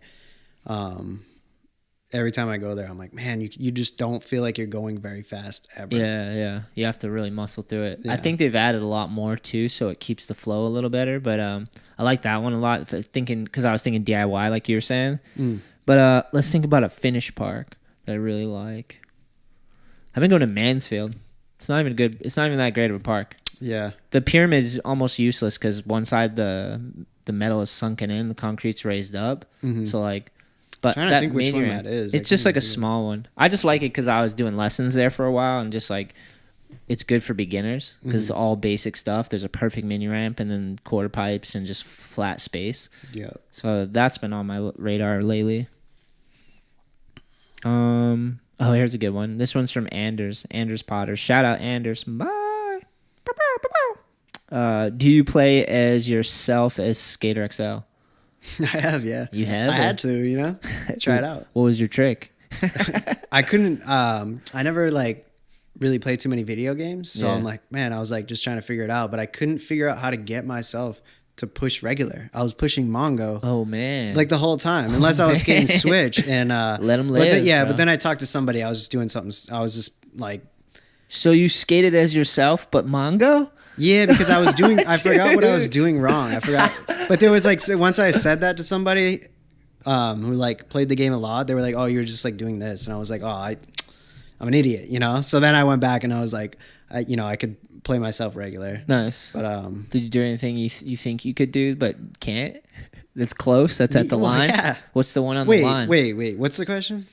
Did you do anything in the video game that's like just beyond your ability? That's like close that you dreamt of doing one day, or like besides like No, on a certain because the spot? game's actually like pretty hard? really hard in the way it's really cool that it's that hard because it takes like some getting used to kind of like be able to like constrict lines and stuff. Like you can like set up and do like a single trick pretty easy. Yeah. But it takes a little bit to like get the controls right. All right. And then because there's a lot of like they haven't really like set up so like if you're like pushing switch or like gonna nollie, like the controls are like set up almost like they almost are like how you would kind of Left set and up, but right. it's for me it's like whenever I'm playing a video game it's like different than the way my mind controls my feet. I think Yeah, you know what I'm saying? yeah. Like I can control my feet and legs I think more than my hands, to be Yeah, honest, yeah. you know? Well, yeah, you've definitely been skating longer than playing video games. Yeah, Makes sense. but it's also like with like a like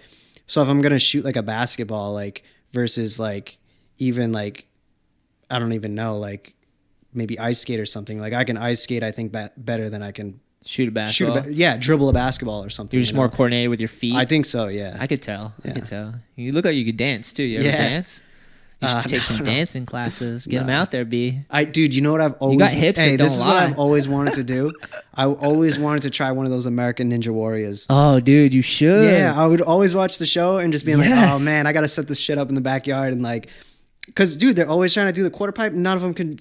Like Oh, half dude, the people can't get up a quarter pipe. There's a spot down the road. Is there? Yeah, me and Tara went. It's like Oh my less than God. 10 minutes Is away. it like those courses? Though? It You has know the how, like, oververt. they You have, gotta like, run the, up. Yeah. The friggin' bar that they gotta like go up, and there's a lot of different. They have courses. a lot. They have a good amount of it, but it's specifically that. Whenever I see those courses, I'm like, man, I can do like already without training like 80% of this. You know? I did the quarter pipe. It's an oververt. Yeah. You have to run up, grab it, and then pull up from there. Yeah. And I did that. That's easy. No right? training. I mean, like it's pretty big too. The one I did. Yeah. But it was like maybe that's first what try. it is. Like on TV, it just looks smaller. But whenever they're running, it's like they run up the quarter pipe like they're gonna be able to run instead of jump. Like you Yeah. have to jump and grab the coping. Yeah. You know? They don't realize that. I know, it's Yeah. crazy. And I'm just like, these motherfuckers are training this shit because they always show the videos like I'm in like blah blah blah like training for this, you know? And, Yeah. like, I guess they've never built the quarter pipe. But, Have you ever watched Survivor? yeah, like The show? like on the beach. Or Yeah, whatever. Yeah. Like watched it as like a series, like a season. Nah. Oh, my girl just had me watch a whole season, dude. I got pulled in. Yeah. Yeah, because usually the stuff she puts on, I fucking just make fun of. Yeah. I'll be in the kitchen cooking or something, and I'll be like, this is horrible acting. Yeah. And she's like, it's not acting. I'm like, it's fucking acting. Like, Yeah. these are D-level actors right now pretending to be reality stars, you know? Like, but this one pulled me in. I watched the whole season. And I was like, what? They do like immunity challenges. Like you do a challenge, and then if your team loses, you have to vote someone off. And they're all playing for like $1 million. So wait, what is it? Is it like a strength like Survivor show? No, it's or is it it's like all where you just like live on the beach and survive? Like just it's both. So what it is they take a bunch of people and they divide them into teams, and then they give them physical challenges, but it's also psychological because you're playing for $1 million and you can form alliances with people and try to like weed out the weak or outwit the smart, and you can form alliances, men versus women, like whatever. They give them titles and shit. So it's just like a psychological physical game. So like they give you physical challenges, you fucking do them. If you lose, you have to vote someone out of your crew. And then it dwindles down. And then the way you play the game matters because you have to like play. Oh, the twist too is at the end, the top 3, the way you win is you get judged by the people you played the game with. So you're jury of your peers. And if shit. you fuck them over, which people do, they fucking form alliances and vote each other out, then they're your juror at the end. So you have to play the game in a way that like you do well physically or mentally, and you have to do it with people and understand each other and try to get to the end. And if you get to the end, they decide whether you get $1 million. So it's like very complex to watch. everyone. I'm so late to Survivor. It's hilarious. Me even talking I know about my it. aunt was super into it, but I didn't watch it anymore because I fell in love with those characters, and then I was like, I'm done, dude. Yeah. I'm done. You ever do that with shows? You're like, oh, fucking switched it up on me, bro. no. Can't do it anymore. No. Yeah, so you should watch Survivor because it's kind of like those games you're talking about, but ramped on crack. It's amazing. Can't believe I just said that. I like 10 years ago, I'd be the dude who'd be like, fucking Survivor, any show on TV. Yeah, no, that's what happens. Sometimes you're like, you become too quick to judge some shit. You become what you hate. Yeah, you become what you hate, bro. I know. It's tough, dude. I'm going on Survivor, motherfuckers. Watch me. I'm gonna be on American Ninja Warriors. You should be. I got the place down the road. We can train. I already know where I need the work too. Like where I'm a little. Your legs nervous. are fine. Your legs are me. Yeah, the arm. It's because there's a lot of arm stuff. See, but I'm actually like light and lean, and I can hang for a long time. It's you just sound like you're on Survivor right now, trying to form an alliance with me. No. This is. I'll join up with you. You want to vote someone out? Let's fucking go. This is American Ninja Warrior. This is what this is. But they climb the walls. This looks the hardest. Like where they have to like. Oh, it's dude. the two walls like this, and you got to put your arms and your legs against it and shimmy up. Yep. And then also too, there's like so hard. Those like pull up bars. So it's just like a bar, and there's like little hook or like little like pegs. They're not pegs. I don't know what they are, but you have to jump it. Yeah, you have to like basically like do that to like get up, and then like sometimes you can lose it and stuff. But that seems dangerous. I'll probably never do it. I'm always just like, yeah, I'm gonna set this course up and like get the kids going because like my older one is like, she's really like, really like, coordinated and like. Yeah, kind of like light-footed and stuff, and like I'm just like, man, she would be so good at this. Like if I could, like some like share it with her somehow. Yeah, you know how like the dads like getting them into skating and like bringing them to skate parks and stuff, like, and kind of like I don't know, or like soccer dads and shit like that. Yeah.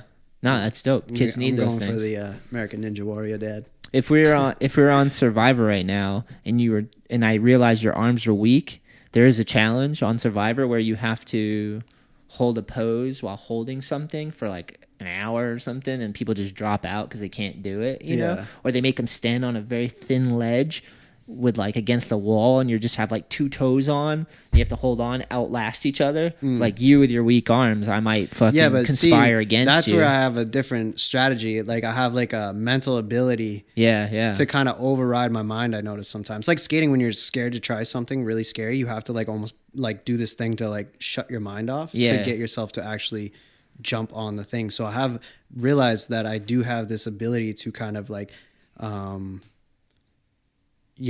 kind of through like the pain. Yeah, like do some type of like meditation type thing, almost like to where like if I was to do that against you, it's like this almost like a I think I could overpower like my will to drop my arms. I think we're forming an alliance. Yeah, you're like convincing me here. You might be. Because it's a lot of it's just mind over matter. You're gonna get me to the final three right now. Yeah, we can't fuck people over because they're gonna vote us out, but we can't like also. You know what I mean? We got to figure out. See, I'll just like follow. I'll be the psychologist, and you'll be the yoga master who can just like do all the challenges and meditate and like. I'll probably just crumble first. There was a guy on the show that you're describing that was like you. Can't remember his name. God. People were calling him out because he was doing like yoga in front of everyone, all weird. Like, they're like, yeah, if you don't want to get voted out, bro, maybe don't do this weird shit. They're critiquing what he wears and shit. He's like. He looked like a magician out there, the way he dressed. You gotta have flair, you know? Yeah. And then I can't remember what it was, like brains versus bronze. They divided them into different groups where it's like you look like the smart group and you look like the muscle. And then it's like as you see him play, you can be like, oh, the brain's losing there, you know? Like give you storylines. Oh, you ready for a good question? Yeah. All right. I'll try to do this too. It's going to be impromptu because I don't know if we've really thought about it that much, maybe. Top 3 is a lot, right? For what? All right, this one comes top 3 influences in life. And that doesn't specify if it's a person or a thing, but top 3 influences in his life. So this one's to you. And the question came from, I don't know how to say this, but it's ELCANNASSEUR. El Cansor. I don't know how to pronounce that, but... Like, can we just say skateboarding for sure? Yeah, I would definitely say that as number one. Like, or as one of them, As just one. because, you know, it really, Don't even rank them. it's Just really three. shaped me for, I think, as whoever I've grown as a person or became or whatever. Yeah. It had a lot to do with my life in the last like 22 years. Yeah. Yeah. So yeah, definitely that. My dad, huge inspiration, obviously. Like, Shout out. Do a shout out. shout out to my dad, Greg. Do.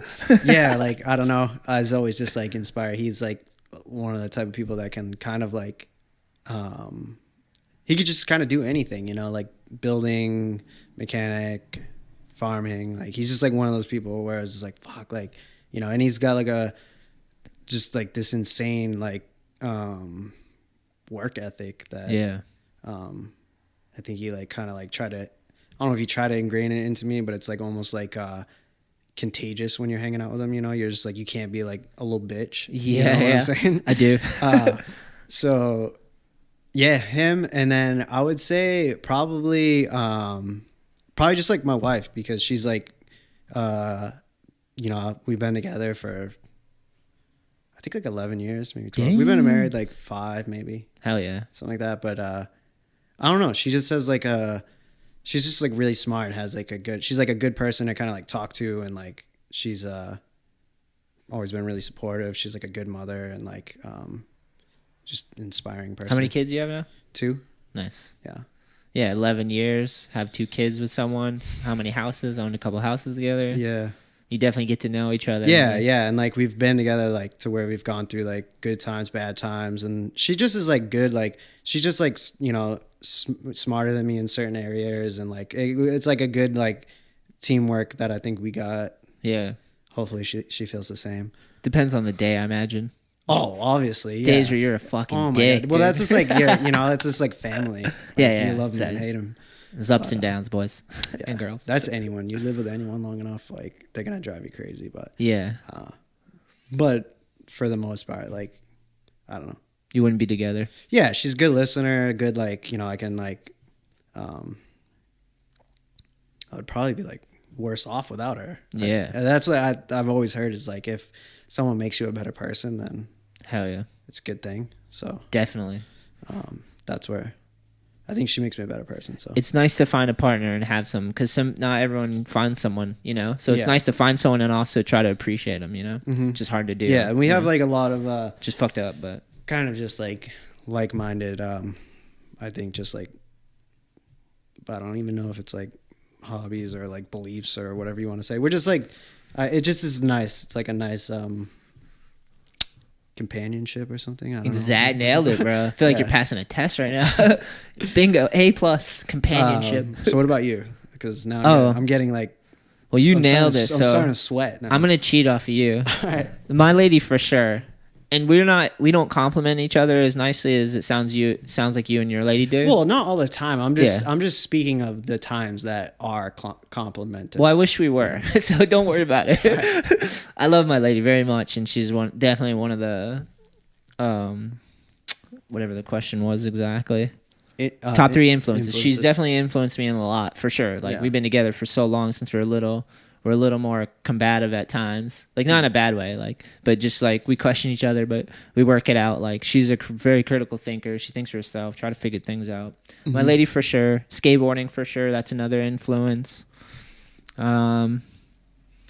Kids that I meet that skate, that's like a huge influence for me too, because I don't know. It's amazing to see young kids get into skateboarding, so many of them from all walks of life, like all ethnicities, all race, gender, all sexualities, whatever the fuck it is. Like, I've seen so many kids get into skateboarding as they get old and turn into adults, you know? And it's like, kids inspire me just to like, that we're not that bad. I literally, whenever I think like the world's going to hell and I turn on the adult world and all the bullshit, and then I go hang out with some kid and do a skate lesson, or we do like a group where we just skate together. Like, I don't even like, kids end up growing out of like little kids and becoming like preteens and stuff. And then I just meet them and skate with them. Just like, it's like, they just make me realize it's like, yeah, dude, we're going to be fine. These kids are epic. They're like learning to assess risk, like on a skateboard. They're talented. They're all very smart. Some like, it's, you see like all the stuff in the kids basically is what I'm saying. Like,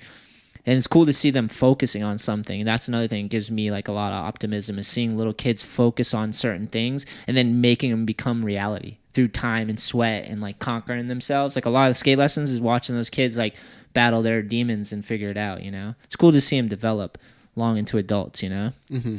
That gives me a lot of hope. So like watching kids, you know, develop into adults. I've been involved with skating and teaching skateboarding for a long time, that I have like generations of people.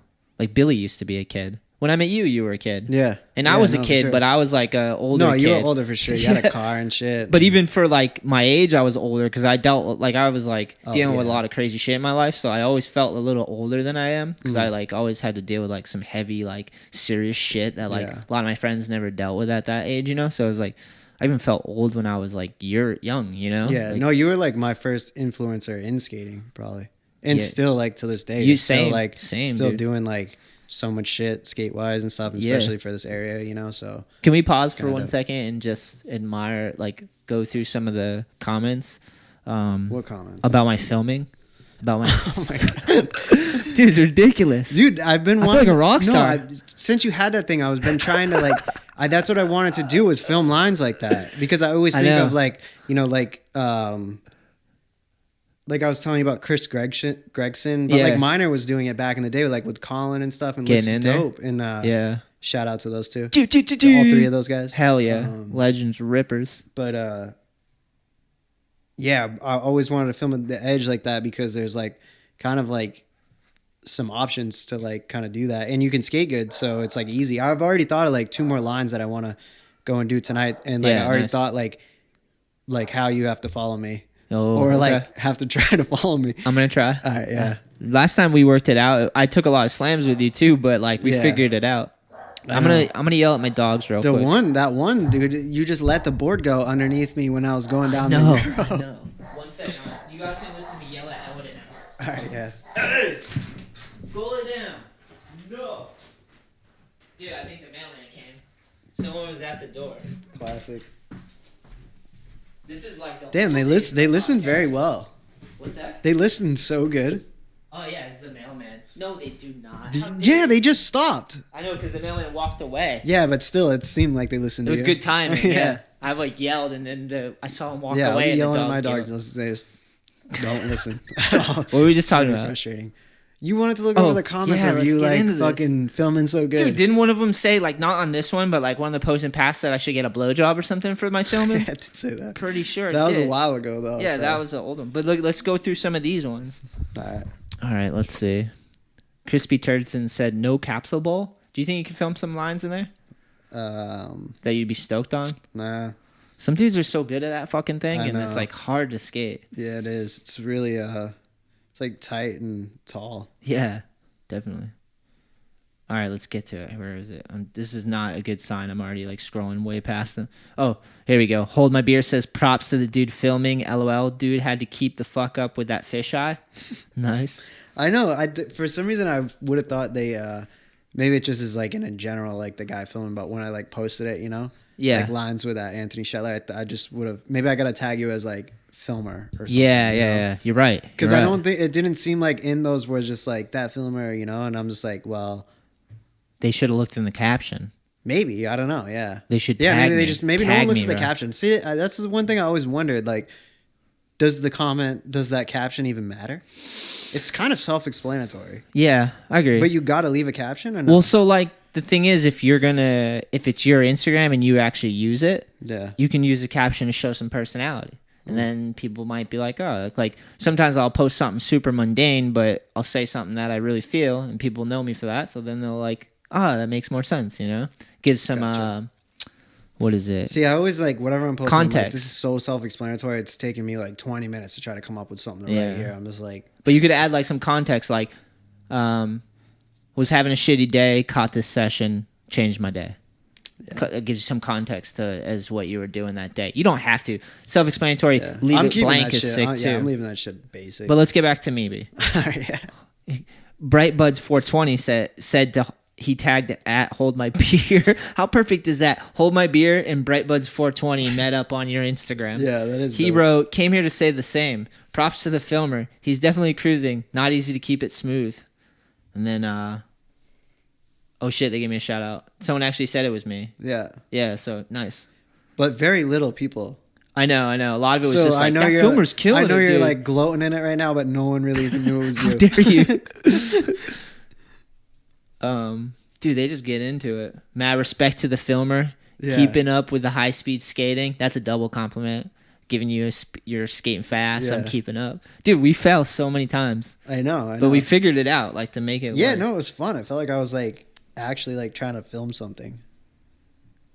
Because usually it's like I like I don't know, I like lines for that, especially like if like when you're like rolling there too, like it's just I don't know. It's a raddest feeling when we sync it up and like it works out and you're just like, we find that right speed, like in that one line over the quarter pipe. Yeah. Like I could tell when it was a good one on both ends, you know? You're like, oh, yeah, the we one got it. actually I think there was a better one in there, but the one you sent, I was like, this is good enough. Yeah, I know. But there was a better one that I actually liked. The nollie full cab on that one though. That's why I sent it. Oh, yeah. But I know the other one. Yeah, was because like the a little ollie better. was better, and then in that one, you could see your board A little bit over the quarter pipe. Yeah, it was it was tough because like just trying to figure out like speed, momentum. I'm like curious if you're gonna be able to figure out like what I have planned. Should I put some pads on? Maybe it'll help, dude. No. Imagine out there, Shetler padded up, filming, dude. Oh my god. Dude, that whole time we were carving over that quarter on the I front always wanted to Smith. film with the drone too. You're always like, I got this drone. I'm like, let's film a line with a drone, dude. That'd be sick. know. Because someone asked that if it was a drone. I know, I saw that. I gotta fuck with the drone some more. That's all, Yeah. dude. So this is the comment I wanted to get to though. All right. This dude wrote, REKO Dead wrote, keep your filmer. So he said, dude, back it, bro. Shout out. Yeah, the comments are amazing, dude. Lines with, oh yeah, it just says lines with me, like as if I was doing lines. But I think it makes sense. Yeah, that was like, see, that's what I mean about the comments. Like, I think the way that I'm thinking about them, like, don't really translate sometimes. I wish I just didn't have to write nothing. Just do the emojis. I should, and next time I'm just tagging you as the filmer because Hell yeah. I think that was like lost in translation. That's all right. But I don't even mind. you cleared that up. If you didn't tag me, I wouldn't even. I appreciate the tags, but I would never get mad if you didn't tag me. No, I'd always tag you. I think that's. I know. I thought that was a respectable thing to do. It is. It's a good thing to do, but if it didn't happen, I wouldn't get offended. I would be like, he just didn't know or didn't think or didn't remember or whatever. All right.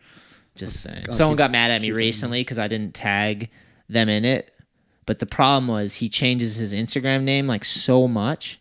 He's changed it so many times that like I tried Who to is tag it? him. My friend. I tried to tag him. I don't know if he's my friend. He might be mad at me, not be my friend. But I tried to tag him, but his name used to be like Xavier something, and then before that it was something else, and it's always some crazy shit, like might be frog balls. See, I thought when they change it, because I've had people that I follow and they change their name, because I'll be like, who the fuck is this? I don't know who the fuck this is. And then it'll just be like, I'll be like, oh, that's like, It pulls it up. yeah. It said user not found. I mean, half the time I can't even spell what his thing is. See, this is where it's different because I wasn't like pulling anybody up. I was just scrolling through in my feed, Oh. and then I'll notice there'll be like a new name, but it's like, you know, this guy, he must have changed him, Changed and his I name. still follow him. Yeah, that so happens. that's I guess like if you're trying to tag him, you got to know who you're gonna tag. Yeah, So, yeah. And half the time, dude, I can't even spell the shit because they like misspell the word and they put it in. And it's 10 vowels next to each other, and you're like, what the fuck? Like, how am I gonna remember the exact spelling of this crazy shit? Yeah. But yeah, he got bummed at me, and I'm sure he's fine. Sure he's just having an off day, you know. But like, I was bummed because I was like, dude, I wouldn't like intentionally not tag you, you know. Like, Yeah. sometimes I post stuff from back in the day too, and it's like there's been so many filmers I've skated with that I like don't remember, and I'm like, I post it and be like, I don't know who this is, but thanks, you know, like whoever filmed this, you know. That's why I don't get mad if someone doesn't tag me. Like Element Skateboards, actually, they didn't tag me. Oh, they reposted it. Yeah, but I didn't get mad. I actually was stoked because I was like, But that's where they might have gotten lost in translation. yeah, which is fine. I actually don't even care. I'm like, this is Brandon's footage. I'll Like, clear that I'm up. stoked. No, but my point remains because that happened the day after, and I was like, I'm not even mad about this. Like, I don't care, like, at all. Yeah. Like, I would love a bump. It's cool, but like, that's not even. I don't even really care that much about it. The phone so much. You know what I mean? It's like the numbers come when they come. You know. But I was like, All it was so funny. We'll try to get the numbers up on this next one. But my point is that can't rule your life. Like, I don't like my homie Gage. I'm gonna say it because I like Gage. He got mad at me. I knew for you were it. gonna say it eventually. Did you? Yeah, I knew it. I have to talk about it because Brandon's here, so it makes sense that we could talk about it for some reason. But Gage is the man. I always like him, and he got mad at me, and I was like, "Fuck, dude, what do you want from me?" Like, didn't do it intentionally. I tried to find. I typed in a couple times, couldn't find him. That's why I'm like, oh, it's like disrespectful not to. I always thought because it is. People get hurt about it. It's a weird thing. It's a weird thing. Also, I don't too, even really like, care. If you drop a follower, like, dude, I would drop so many people, but I just don't even want the backlash. You just don't want to get offend someone. Yeah, I just don't want to be like, dude, why'd you like unfollow me? Like, so I just leave it there. Do you know what I do? No, I do this every few months. Is I go from private, or I'll go from public to private. Just switch it up all the time. What does that mean though? So if you're public, anybody can look at your profile. No, I don't care about that. I'm just saying like, this is a weird thing. Like I do. actual people that I follow that I like, you know, probably started following. Like, oh, I just got this Instagram. Like, oh, I'm gonna follow this guy. I'm gonna follow this guy. And then like, I'm just like, man, like, I don't necessarily need to see all of this stuff. Yeah, you know? there's definitely times. But I've unfollowed. I don't people. want to hurt feelings or anything. So yeah, and I'm not really like it doesn't really matter because I don't. It's like the amount of attention that I actually give Instagram is like pretty minuscule. Pretty minuscule. Well, you put it into the skating and then share that, which is where your attention should be. Yeah. But I'm saying like when I'm scrolling through and stuff, and like you're looking at posts, and you're just like, oh man, like. I agree 100% with you. I was just pointing out like a weird thing I do. A lot of people just repost. I noticed like the same thing. Yeah. Like all that shit happening yesterday. Yeah. It was like if you go on, you're like seeing the same post from like so many people. It's like it's insane. So I just don't need to see the same post over and over. Yesterday was a weird day. Yeah. Super weird. Yeah, before I was just saying something weird I do. It had nothing to do with the relation of that. I totally agree with that. The privacy thing. Yeah, sometimes I just switch it. Because I'm like, sometimes I don't like, because if you have it private, people have to send you a request. They can't just see your content. And then if you're public, they can just see your content without having to send you a request. Like you can profile people and look and be like, Yeah, see, I only put up like skate stuff.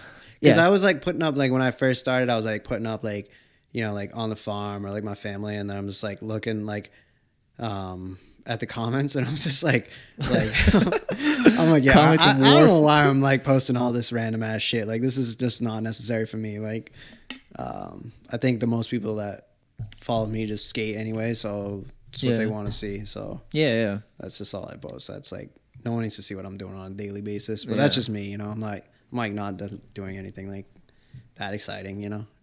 It's your social media. You can do what the fuck you want with it. That's what they say. Yeah, right. Curate your own fucking whatever you want. Yeah, I still just can't figure out why I do it. I just occasionally switch my mind. I'm like, I'm gonna turn the shit on to private, and then I go back, and I'm like, I don't know what I'm doing. Yeah, that to me like doesn't make sense because like if you're putting it on there, like I guess if you're only trying to share with like a few people, but that's not even you. Like you're not trying to share with like your family. You're trying to share with like as many people. So like, yeah, I don't know. Maybe you're just trying to screen who's coming into your shit. Sometimes that's what I'm saying is I'm not sure what it is. Some days I get butt hurt and I maybe like going private. I don't know. I'm just like whatever. Like I gotta pay attention more. Just keep bringing the numbers. I like looking at the numbers sometimes. Like I'm growing. Yeah. When I started social media, it was just to share skateboarding. It was like, we're doing so much cool skateboarding. I like filming. I like editing it. Like, I like sharing other people's footage. Like, that was it. It was just like all the time. I still like it for that aspect. But on my personal account, sometimes I'm just like going private. Not that it even matters. It doesn't even matter. I always have like a weird thing because I'm like, oh, like I should be posting like or whatever. And then, you know, but like, especially when I'm out like skating like Boston and stuff, like, you know, with Tim, shout out to Tim. But it's like we're more focused on like filming a part versus like wasting time, I guess, on like a warm up. Because that's the weird thing about Instagram. Yeah, it's like I guess how you were talking about like we're just like in this transition period of like the internet in general. Yeah. But like if you're, you know, it's like these weird guidelines that are like kind of like you don't really want to. You're like still kind of saving your trick for a part. Yeah, I know what you're saying. saying. You know, so then it's just like, are you like wasting time doing a warm up? And like obviously, I think the like thing is to like get the warm up and then film the rail trick or something. But it's like, I don't know.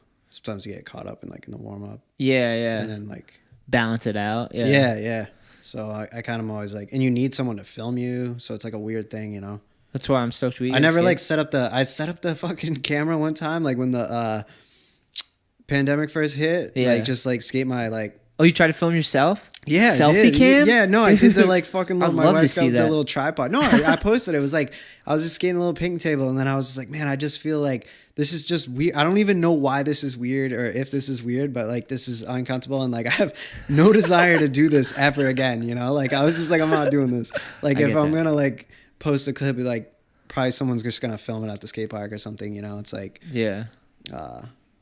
but I think it's natural. It just maybe for me it just felt like weird. I'll probably do it again. I don't know. It's a weird thing that we have to like. We don't have to, but a weird thing we have now with the phones and the cameras. But like, it's all in how you use it. It's a tool. You can take breaks from it. That's all we have to really remember is that it's just a tool. It's not your whole life. Your real life is, you know, for sure. But it's cool to share and connect. I was just bringing that up because I was like thinking of it because it's like a lot of like I never think of it when I see anyone else like setting up their phone or anything. Yeah. But for some reason when I was doing it, I was like, like this.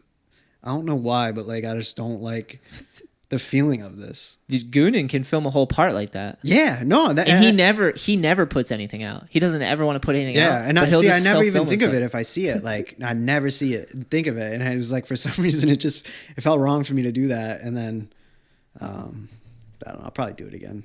Dude, definitely. Yeah. Sometimes it's fun. No, it is because it's like that's the problem. You're always just like, oh man, it'd be sick to like film this little clip, but I'm like the only one here at the skate park because I'll skate that DIY park. Like I was like in the summertime, I was skating it.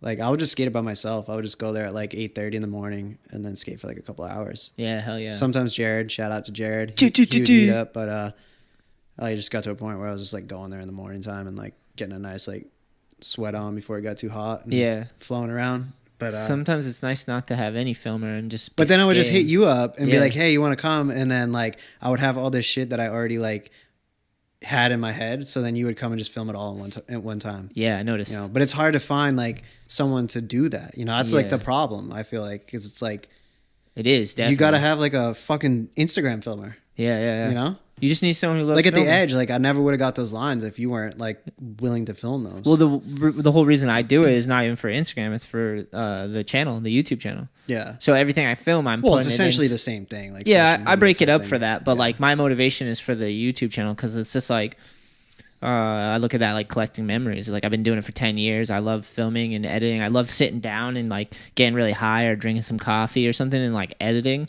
It's like one of the best fucking things. You haven't drank coffee in like.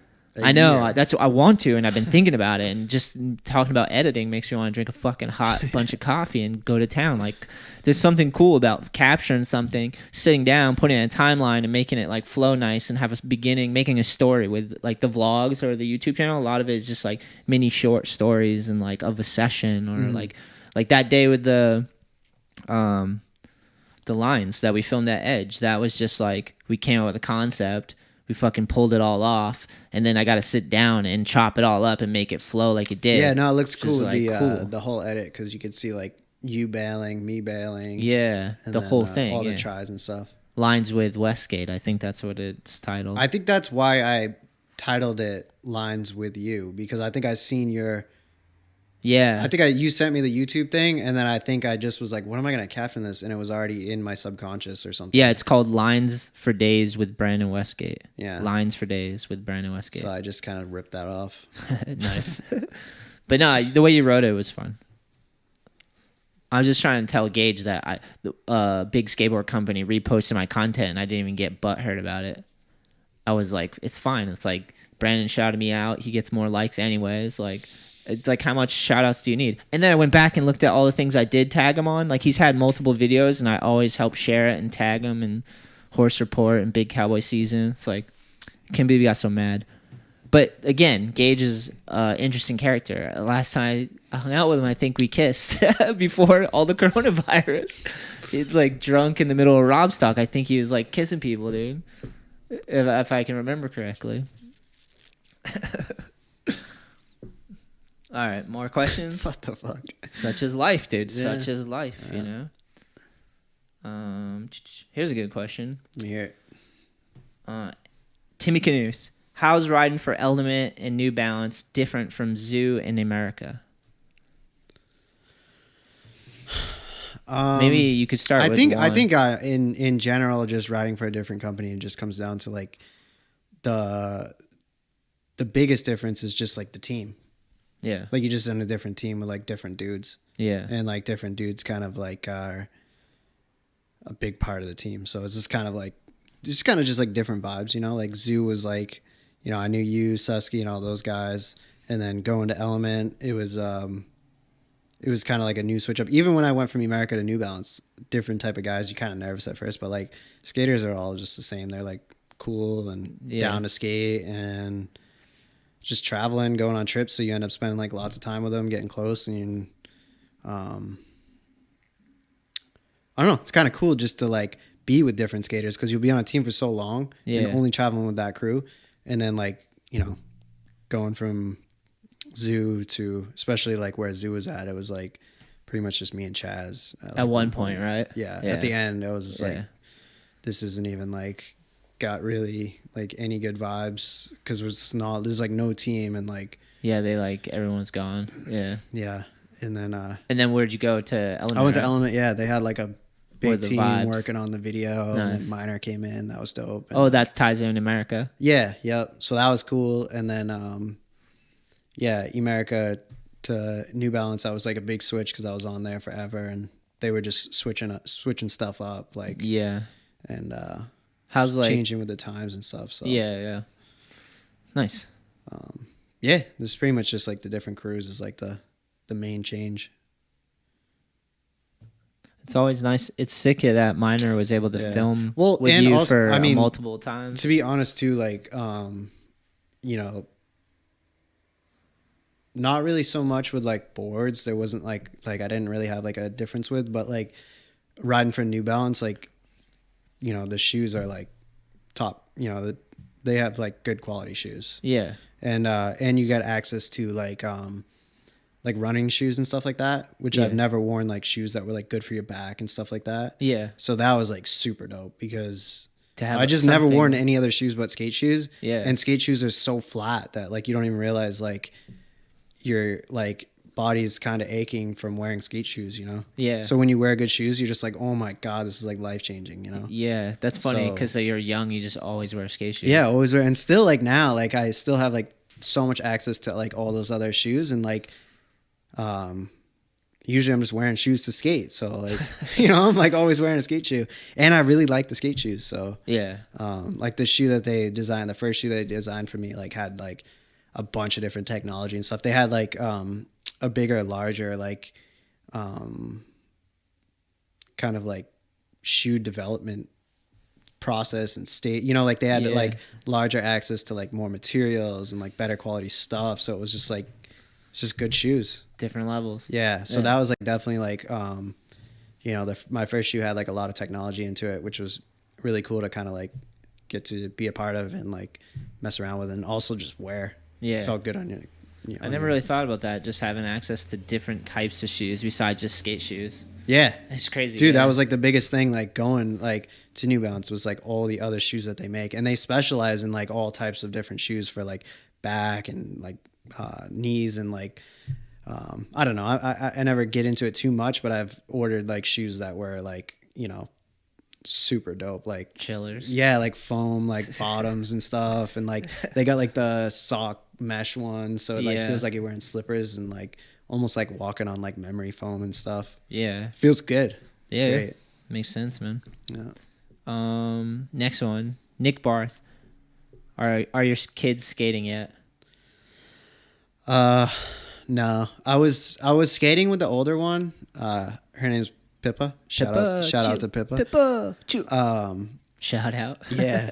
But dude, I was like getting too excited with her and stuff, and we had like a little incident, like went to the Plymouth Park, and I'm just like flying around with her on the front of the board, like holding her arms and stuff. Yeah. We're like totally fine. Like I would do it with her a bunch.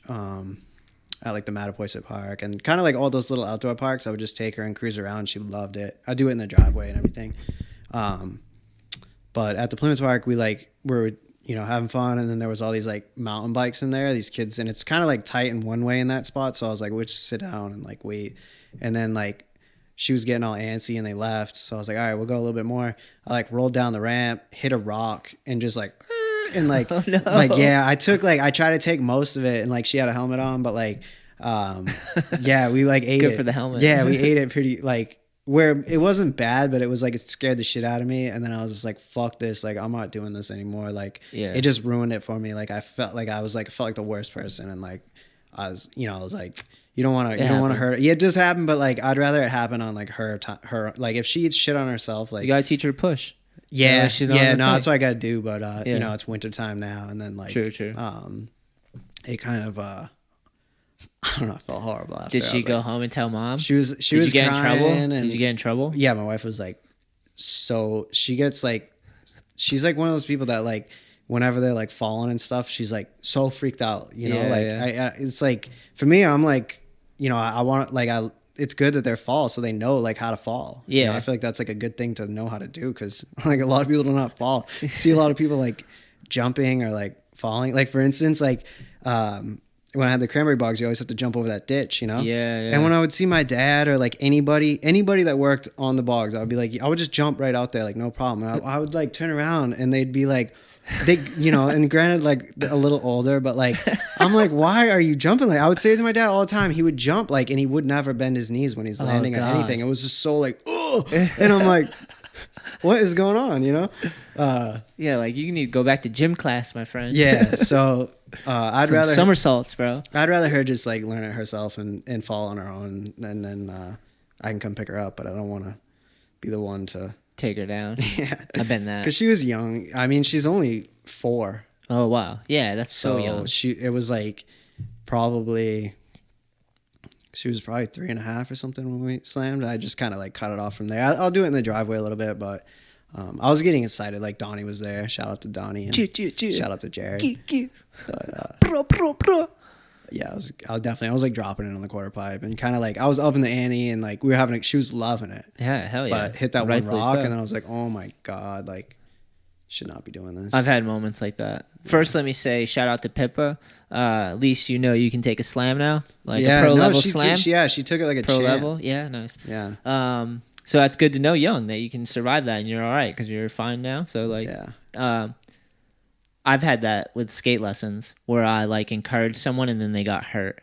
That's Yeah. like, it works most of the time, but sometimes someone's having a bad day or like a freak accident happens. Like it's not that often, but like, I don't know. Even just not with skate lessons, just like watching a session and like cheering someone on and then they get hurt and you're like, oh, Yeah. dude, you feel partly responsible, you know? I just felt bad because I was like, man, I'm like her dad and like supposed to be protecting her, and like it did like something to me mentally where I was like, that's like not fun for me anymore. I don't want to like Do it. I don't want to do that. Yeah, it was like it just changed. Like I literally flipped the script and I was just like, oh fuck this. Like I need to like get on top of my shit. Like Yeah. I can't be like, I'm more doing this for my own thrills because I think it's sick. You know, Yeah. like she's just 4 years old. She doesn't know what she likes. Skateboarding is definitely dangerous. Yeah. I Which agree. no, it'd be fine. That's what I'm saying. Like if she was skating and like she hit that rock and slammed, like that was like her own doing. But like me, like flying around the skate park with her. Yeah. Because we were cruising. Like It's I like to like fly around, and she loved it. She was getting a kick out of it. So I was just like Yeah. whipping around the park, you know, and then, you know, dropped in and like before I even got a push in, like hit this rock. And you know, when it hits a rock, it's just like, it just throws you. So she had an unearned, like she didn't earn all that speed and emotion. So she didn't know how to bail. yeah, that's what I mean down. too. Like also there. yeah, like Yeah. I'm going way faster than she would be going. Yeah. So, and you know, I held onto her arms and like tried to take it to my side, but it was like, could have been worse. And that was like obviously my fear. And I'm just like, man, I like, She survived it. yeah. And then Did you even go to the my wife was- hospital? No, She just cried it out. She All was right. fine. Yeah. She was fine. But it was like I was driving home, like, don't go to sleep, like, because I was like, couldn't tell if she like, she had her helmet on, so she like, even if she hit her head, she was fine. But Yeah. like, it like the helmet was like slid on the ground. Like Yeah. we definitely like, That's scary. yeah, we slid like further than I should have been sliding with her. Hey, rookie So, mistake, bro. Rookie mistake. Yeah, I know.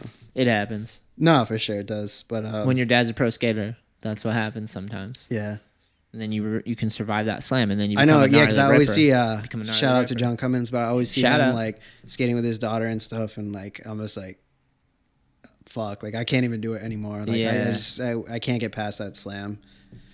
So But yeah, she was totally fine. She was like fell asleep on the way home and like got home. Yeah. And I told my wife she was freaking out. That happens though. Like sometimes you teach someone to drop in, they take a horrible slam and they're off it, and it ruins their whole experience. You know, like you're like, oh man. Yeah, no, she forgot about it by the time we got home. It There's was a more part just, of like I didn't forget. it takes a certain type to be like a skateboarder because you got to be like ready for a little bit of punishment. You know. Yeah. Because you're gonna fall trying this shit. It's always weird when you can see if people are made out of it or not. Like some people like. You just gotta be ready for a shinner, you know. And some people hate shinners, you know. They avoid them. Other people just take the shinners. You know? Oh, dude, I was talking to this kid at Plimside, and I forgot his name, but he had like fighter ears, you know. Oh yeah, cauliflower. And I fucking had to ask. I'm like, dude, like, and I'm Was like, he big? He was like good size. He said he like did the UFC and stuff, and I don't know. I was just like talking to people that fight because I've always wanted to like kind of fight, but I'm just kind of like. You're not tough I don't enough. really know if I like getting punched in the head, you know? Yeah. But I was talking to him and he was like, oh, dude, like I've already seen you slam like way harder here, like in this session than like, you know, fighting. And I'm just like, I don't know though. Like I know, like I don't really know when I'm going to slam. Like if I get into a fight like with somebody, like I know I'm anticipating like punches to the head. Like his ear, I'm like, how many punches till your ears get like that? You know, like, cause they were like pretty like, you know what I'm talking about? Like, yeah, like they close like up all a bit. jammed up, Yeah, kind of. they swell up and they close and like turn into kind of callus. crazy, huh? Yeah. I wonder why that happens. They're not icing enough. Huh? Maybe not. I don't know. Yeah. But maybe it's just constant. I thought damage. it happened to all fighters. It seems like all those like UFC fighters like have ears like that. It's like if you roll your ankle and never take care of it. Maybe I don't know. Maybe not. Maybe the cartilage is just weird right there. Yeah, I don't know. But he was the way he was talking about it. Seemed like I could fight no problem. He might just be nice to you. I think so. I think he was. Because I was like, nah, fuck that, dude. He might just be able to hold his own, so he's like not getting fucked up. You know? Yeah. Except his ears. Yeah. He could just take it. Like he just doesn't even feel like his ears anymore. You got Vaseline, tape those back. Two contradictory things, but do it. They should tie a shoelace like on your lip, around, block those ears like John Rambo. No, nah. It's gotta be some.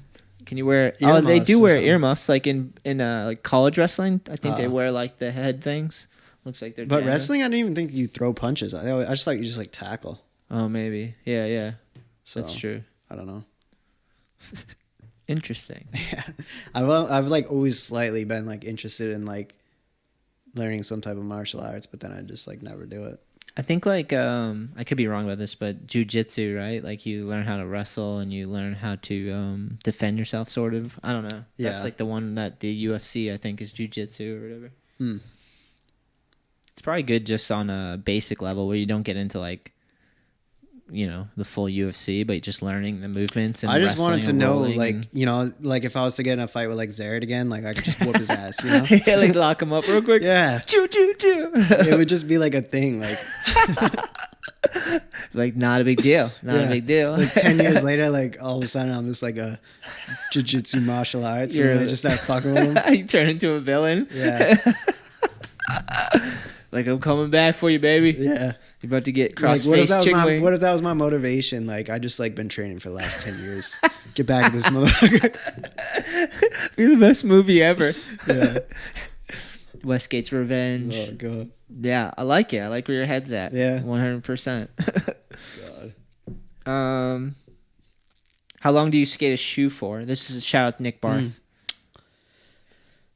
That's always just depends. Yeah. Really. Yeah. Like let's put some constraints. Let's say you're skating 2 times a week. What am I skating though? If I'm skating skate park, Street it and lasts a long park. time. Off and on. Street is like, you know, kind of goes through them. Also depends, like if you're skating like, you know, Southern California or like San Francisco. Yeah, you know, it's like, or like your soul's gonna go way faster in SF. Yeah. Way more hills.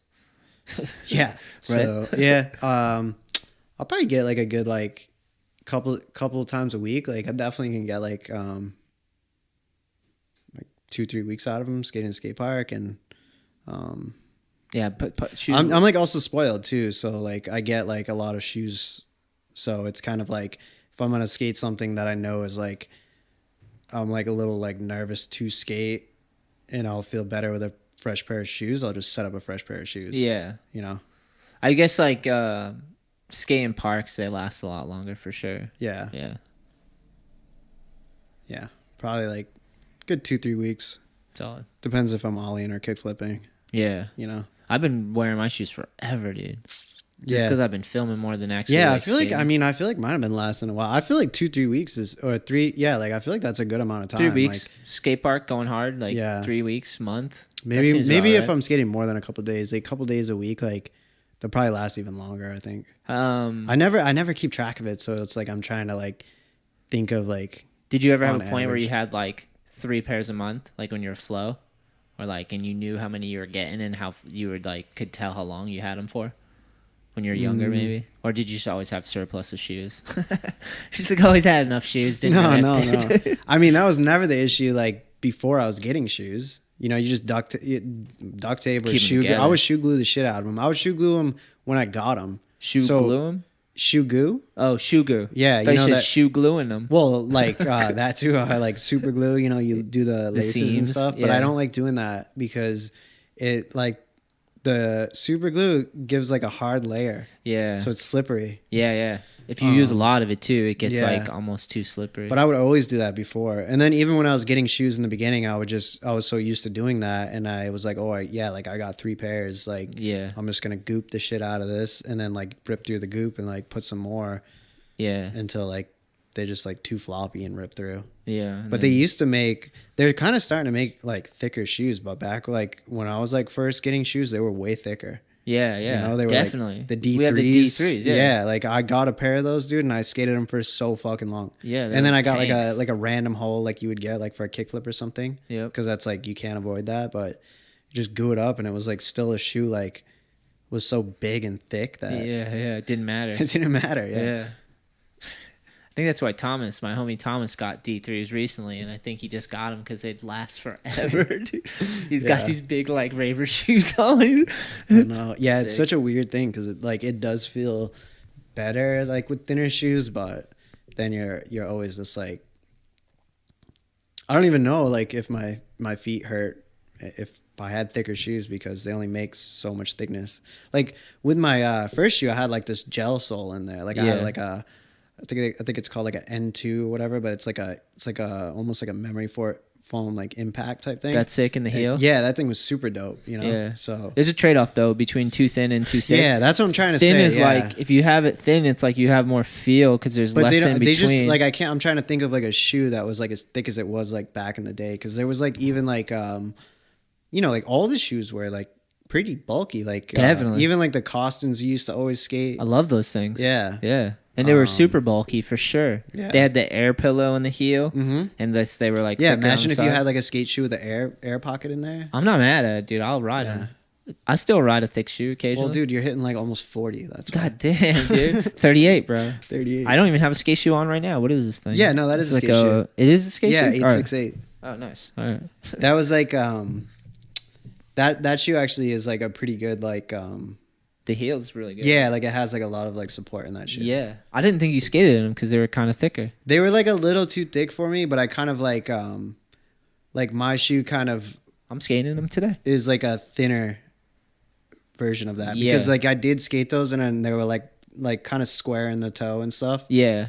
Um I like the sole on your shoe. It looks sick. yeah, it dude, doesn't look this too sole thin. is actually Looks off good. of a different sole, like the 288. Yeah. They all just go to by numbers, so it's confusing if you don't follow it. Like, but I kind of been it actually. I think it's easier than when they used to name shoes because you could never remember a name of a shoe Yeah. unless it was someone's name, like the Costin ones or something. Yeah. But like they had the links and shit like that from like America. And There's like all been these so random, many shoes, all these yeah. random names. But so it's easier actually. You got to name once them you- something, I guess. Once you right? follow the numbers, you kind of get used to it, and they kind of have like the 288s. But this is the sole off of that shoe, and I really like it because it kind of tapers up. Like you can kind of see it to where it's like thicker back here and down there. I was going to say that. Yeah. Yeah, and I like it because it kind of keeps me on my toes because I Yeah. kind of get lazy. But I noticed after I started skating those shoes, like that it was kind of keeping me pitched up, and I can skate better when I'm on my toes. Yeah, it makes sense. Yeah. I'm constantly trying to get kids to stand up on their toes more on their boards. Yeah, 'Cause a lot of yeah, times they it's- leave them hanging off and shit. Yeah, like I would just get like too flat footed and then like it wouldn't be like I definitely realized after skating those shoes like I just started like being more on my toes, even Yeah. if the sole didn't make me, because kind of like changed something in my brain that made me feel like I can skate better on my toes. Yeah, no, I think so, dude. You definitely got to be up on those things. That thing looks like a good happy medium, not too thick, not too thin. Yeah, the no, sole I'm really looks happy good. with it. It's nice. It's nice. I like all these holes in the front. Perforated. Is that suede on the toe cap? Yeah. Nice. Some suede. I really like this colorway too, because it's I like the gum and the cream. The gum and the cream is beautiful, my friend. And the navy's a nice accent. Yeah, the navy and the really red. Yeah, ties it all good, together. Dude, congrats again, bro. Thank you. Can't celebrate these things enough, right? Yeah, Like, no, it's kind of a dream, I'm dude. stoked. It is a dream. It's insane. So sick. All right, let's see. We got to go skate soon, so I'm gonna get through some of these. What time is it? 4:00. Is it? Dude, we've been podcasting for how long? You think? God, dude. I thought 2 it was hours. I thought it was like 3. No, we've been podcasting for 2 hours. Holy it's shit. it's crazy. When you start talking and going in shit, you just get taken down the rabbit hole I sometimes. know, yeah. Dude, we start out so heavy. I'm glad we're like rounding the corner. Yeah. We always have good podcasts. Yeah. I feel like because we're pretty we can be pretty honest with each other. Yeah. Like when we've known each other for so long, and Yeah. I'm not ever really judging you. You're not really judging me. No, Like, we're no. pretty fair. Or if we are judging, we just tell each other. I liked you guys' you and Donnie's podcast. That was Hell like, yeah. Donnie was That super was fun good. to talk to. Yeah. I liked it.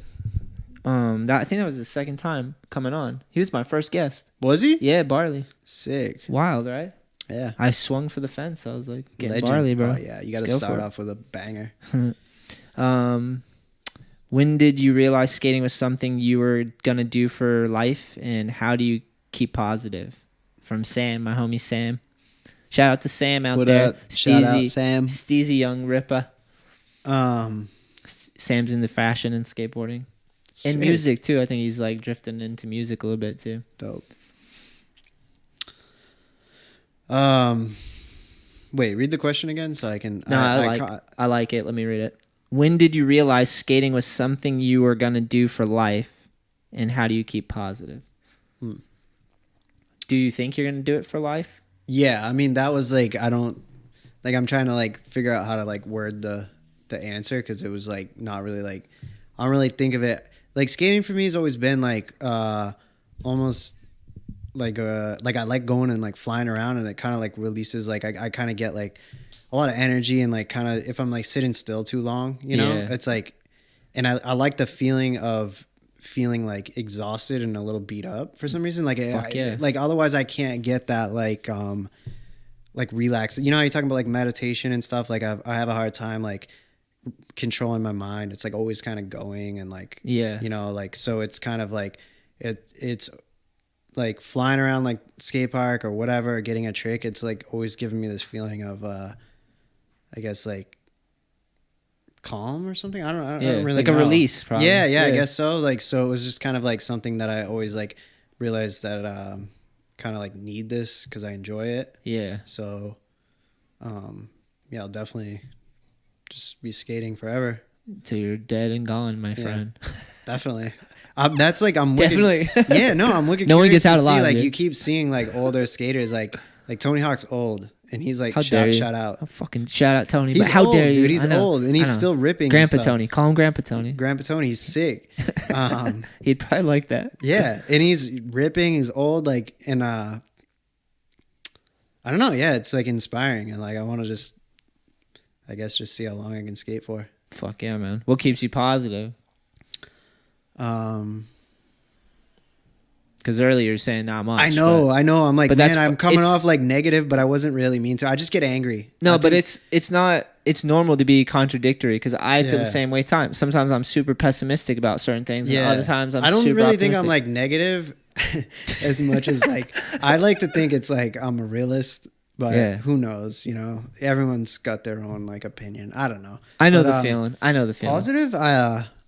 I think just like skating in general. That's where it's like kind of like it makes me feel good. So that's why I like skating in you know, because I'm kind of like a weird skater to where it's like I'm not really like, you know, I've never been like a lot of skaters can like recite like all these songs from like all these parts and like know what part or trick was in the video, and I've never really like, I don't know, I'm never like, it's for some reason never like sunken into me like that.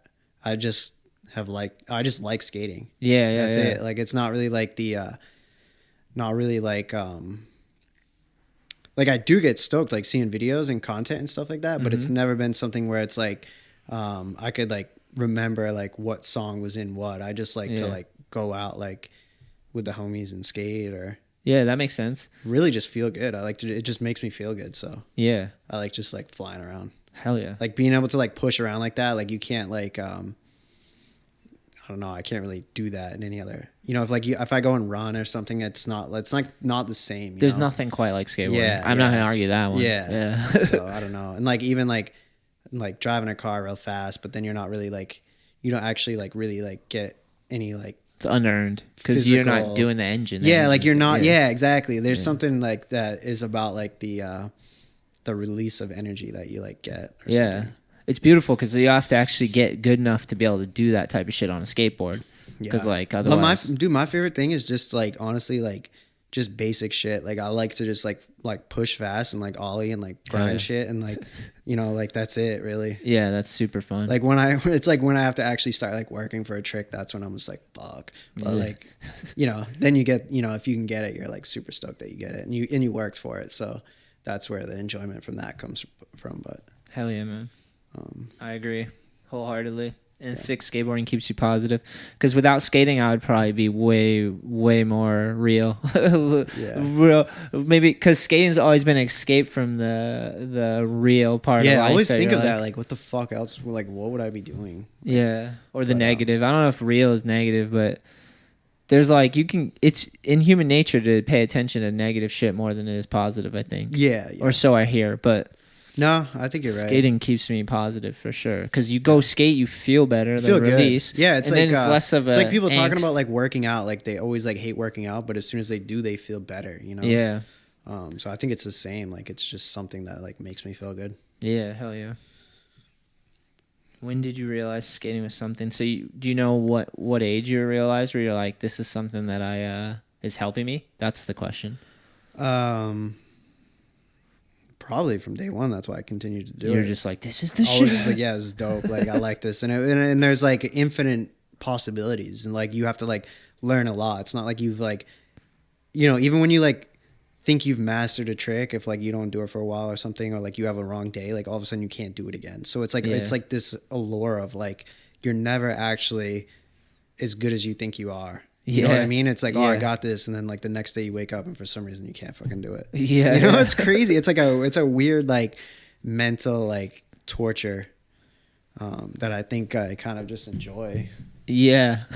You know, that's partly what filming I feel like is like, you picture a trick and you're like, I can do this over that, and then you go make it happen, and then you have the meltdown. It's like you're trying to make it real, but it's not. You're not quite good enough, or you just had an off day, or like, dude, you have to come to terms with kind of like I don't know if it, like I think I've just realized it recently, but I think I've been doing it like my whole life. Whereas like when I'll go skating, all right, so this is where I'm going with this. Like, nice. I'll meet up with shout out Tim Savage. Oh, you know, I'll meet up with him, and like this is where I realized like I was just doing this like all the time. But and he'd be like, "What do you want to skate?" And I'm just like, "Oh, I don't know, like whatever." And I noticed you do that. Yeah, like I just have nothing like. It's like I don't know. I haven't even thought about it. You know, like I don't fucking know. Yeah. And it's hard to tell. Like I think I'm like that because it's hard to tell like how I'm gonna feel that day. Like sometimes you get on your board and you're like fucking grade A, you know, and then sometimes you get on, you're just like, oh my god, like I don't even know how to skate. Yeah. But so then it was like it just became this thing where like he just has so many like spots, and like he's got so many spots he can't think of spots because it's just too many, you know. And then like if you don't give him a direction, like it's just like you could end up at anything. Yeah. So then, but it like works out super good because he'll just be like, oh yeah, like I thought of this one spot, and it's like we'll just like go to a location, like we'll go to an area. Yeah. And then once we're in that area, he's like, oh shit, this is around the corner. Like, oh, let's check out this. Let's do this. So then like I just realized like skating with him, like I don't even really have to think of like what I want to skate because we're just naturally gonna just drive through all these options until I decide what I want to skate. Yeah, see what you're feeling. Yeah. Like yeah. So Yeah, I'll take dude, that. it's Yeah. like it's great because you can be super picky, you know?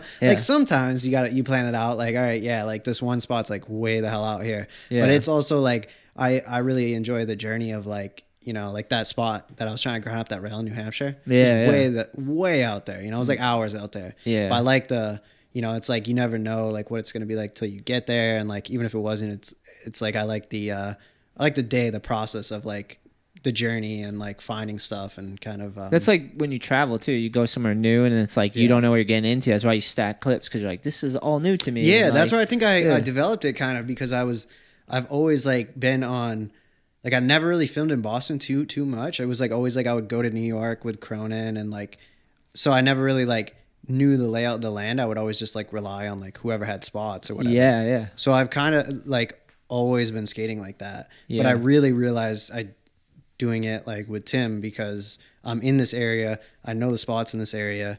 I know what I could skate, but I still would never choose anything.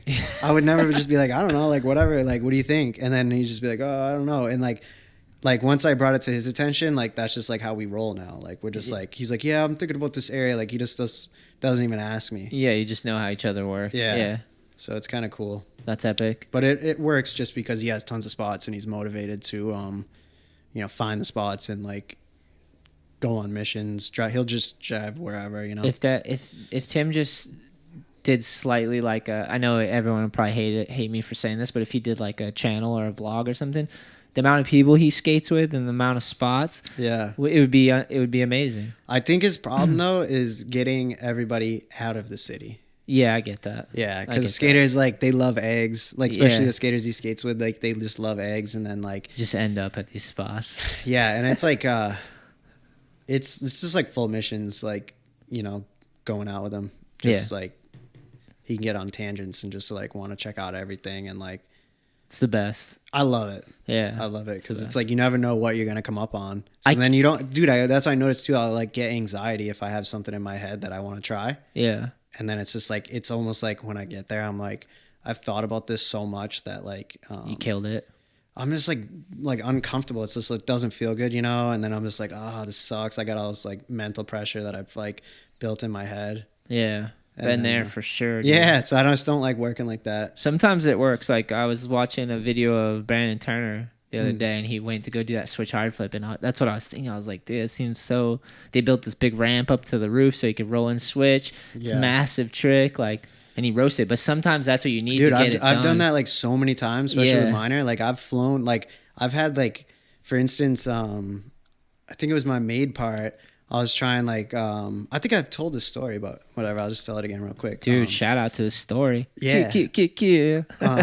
I was trying this like. It was like a bump to bar to rail. So you like ollie over the bump to bar and grind the rail. And I got 5-0'd it. And then I was trying back Smith. Yeah. But we got kicked out. And I ended up rolling my ankle like later on in that trip. So we couldn't go back. And then waited like a month or so. And like the deadline was coming up. And he's like, dude, we got to fly out. Flew all the way out there. Rented a truck. Like all this shit. And I'm just like, man, I hope I get this trick. Didn't even get the trick. It was a huge waste of time and money. And Jesus, you ruined you ruined the whole earth from that jet fuel. Dude, I know it's a waste. It was a total waste. So bummed. I know. But yeah, just I don't know. I guess I just did that. So I've done that like a lot, and I just don't like doing it. Sometimes it works. You're like, you know, you have the pressure of like I gotta fucking like really try.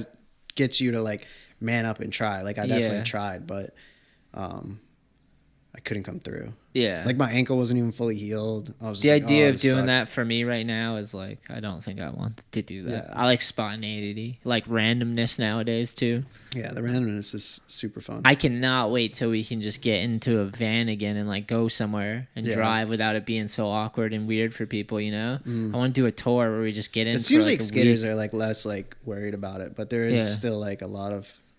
It's just hit or miss right now. It is. It's weird. It's a weird. Because you don't know if like there's going to be lockdowns, what state's doing what. That's like, the flying. most annoying part for me. I think is just like the whole like state by state thing. But yeah, I can't wait for touring to come back. I want demos to come back too. Remember? Yeah, demos? dude, we were supposed to do a New Balance demo trip this summer, but obviously like that's the last thing they were letting anyone do. I can't wait for demos. Demos are the best, dude. I used to love those too. Live in person, meet people, skate with them, like fucking skate at like a sick. bunch of different skate parks. It's rad to see people that you watch in videos and stuff, and then have them come to your local spot and skate the park that you've skated a whole bunch, and like, it's so I always sick. thought it was good, like just even for like the shop and the kids, because they got to see like Something going people on, in real dude. life, like shake hands, and it's always like whenever you see stuff in real life, it's like obviously way more like Real. impressionable than you know, just watching a video. Definitely. Demos were huge for me growing up. I remember meeting pros and being like, this dude's just like a normal human that rips, you know?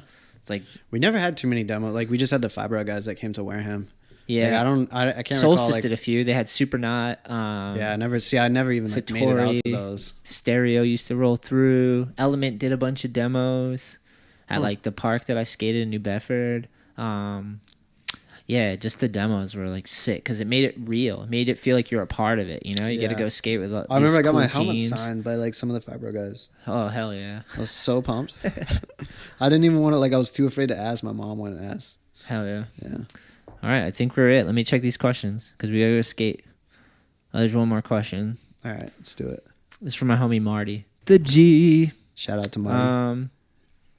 What keeps you humble? He wrote, "How does one remain so humble in the jungle?" I don't really know. No. What keeps you centered, grounded? Skateboarding, your family, I guess. We were talking about it. I don't really know. I don't really think about it. Yeah. Yeah. There's nothing really that like. I don't think like. I don't know. Not believe in makes the hype. me a certain way. What? Because like you seem like a pretty humble dude. Like you, yeah, you carry yourself like a humble dude. Like some Thanks. people get taken off the deep end with like notoriety or having a pro shoe or a pro board or like. Yeah, I mean, I guess I've just never thought I was the best. Yeah. I guess I don't know. Nice. Really though, like Maybe going you to come to like, the East Coast where we eat shit, we talk shit. wait, what? Maybe because you're from the East Coast where we talk shit. Yeah, maybe. I don't You know. don't fuck with me in No, the fire no, hydrant. because I Don't think- fuck with me in the fire hydrant. No, I think dude. it's no, Fucking, fuck I'll that. beat Wait the till I shit get out of you, bro. jiu-jitsu. I'm gonna fucking kick you and Let's- Zered's ass. Dude, I just need some Zered training. kept you humble, motherfucker. No, just no. kidding. I think it's just like you know, like I'm just like a small fish in this huge pond. So like it's like whenever you go in like anywhere, you're just like, damn, these guys are fucking good. You know, like everyone's there's always someone better than you. Facts. So, yeah. like- well said. I don't even think like I pushed you in a corner and you came out victorious right there. yeah. There is always someone better than you. Oh, It's definitely. the best yeah. thing you could have said right there. There is though. Yeah. I believe that. It is, yeah. I don't really like. I don't think I'm the best by far. And there's too many different things to be better at. Yeah. Like you definitely. could, someone could be more graceful, finesseful. Like, yeah.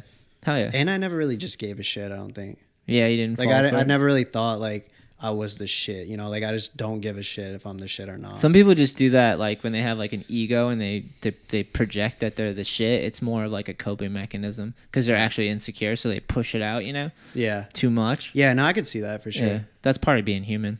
There's a lot of shit like that. Hell yeah. I think that was the last one, right? Thanks, B. Yeah. No problem. Solid pod, dude. Is that good? Yeah, hell yeah. 2.5 hours, and we're gonna go skate now. Fuck. Solid. Yo, shout out to everybody for the questions. Talking Schmidt podcast. Shout out. Go check them out. Yeah. Shout out to B. Shout out. All the people that gave the questions. You're the shit. Yep. Thanks. And 2021's here. It's exciting time. Let's go skate.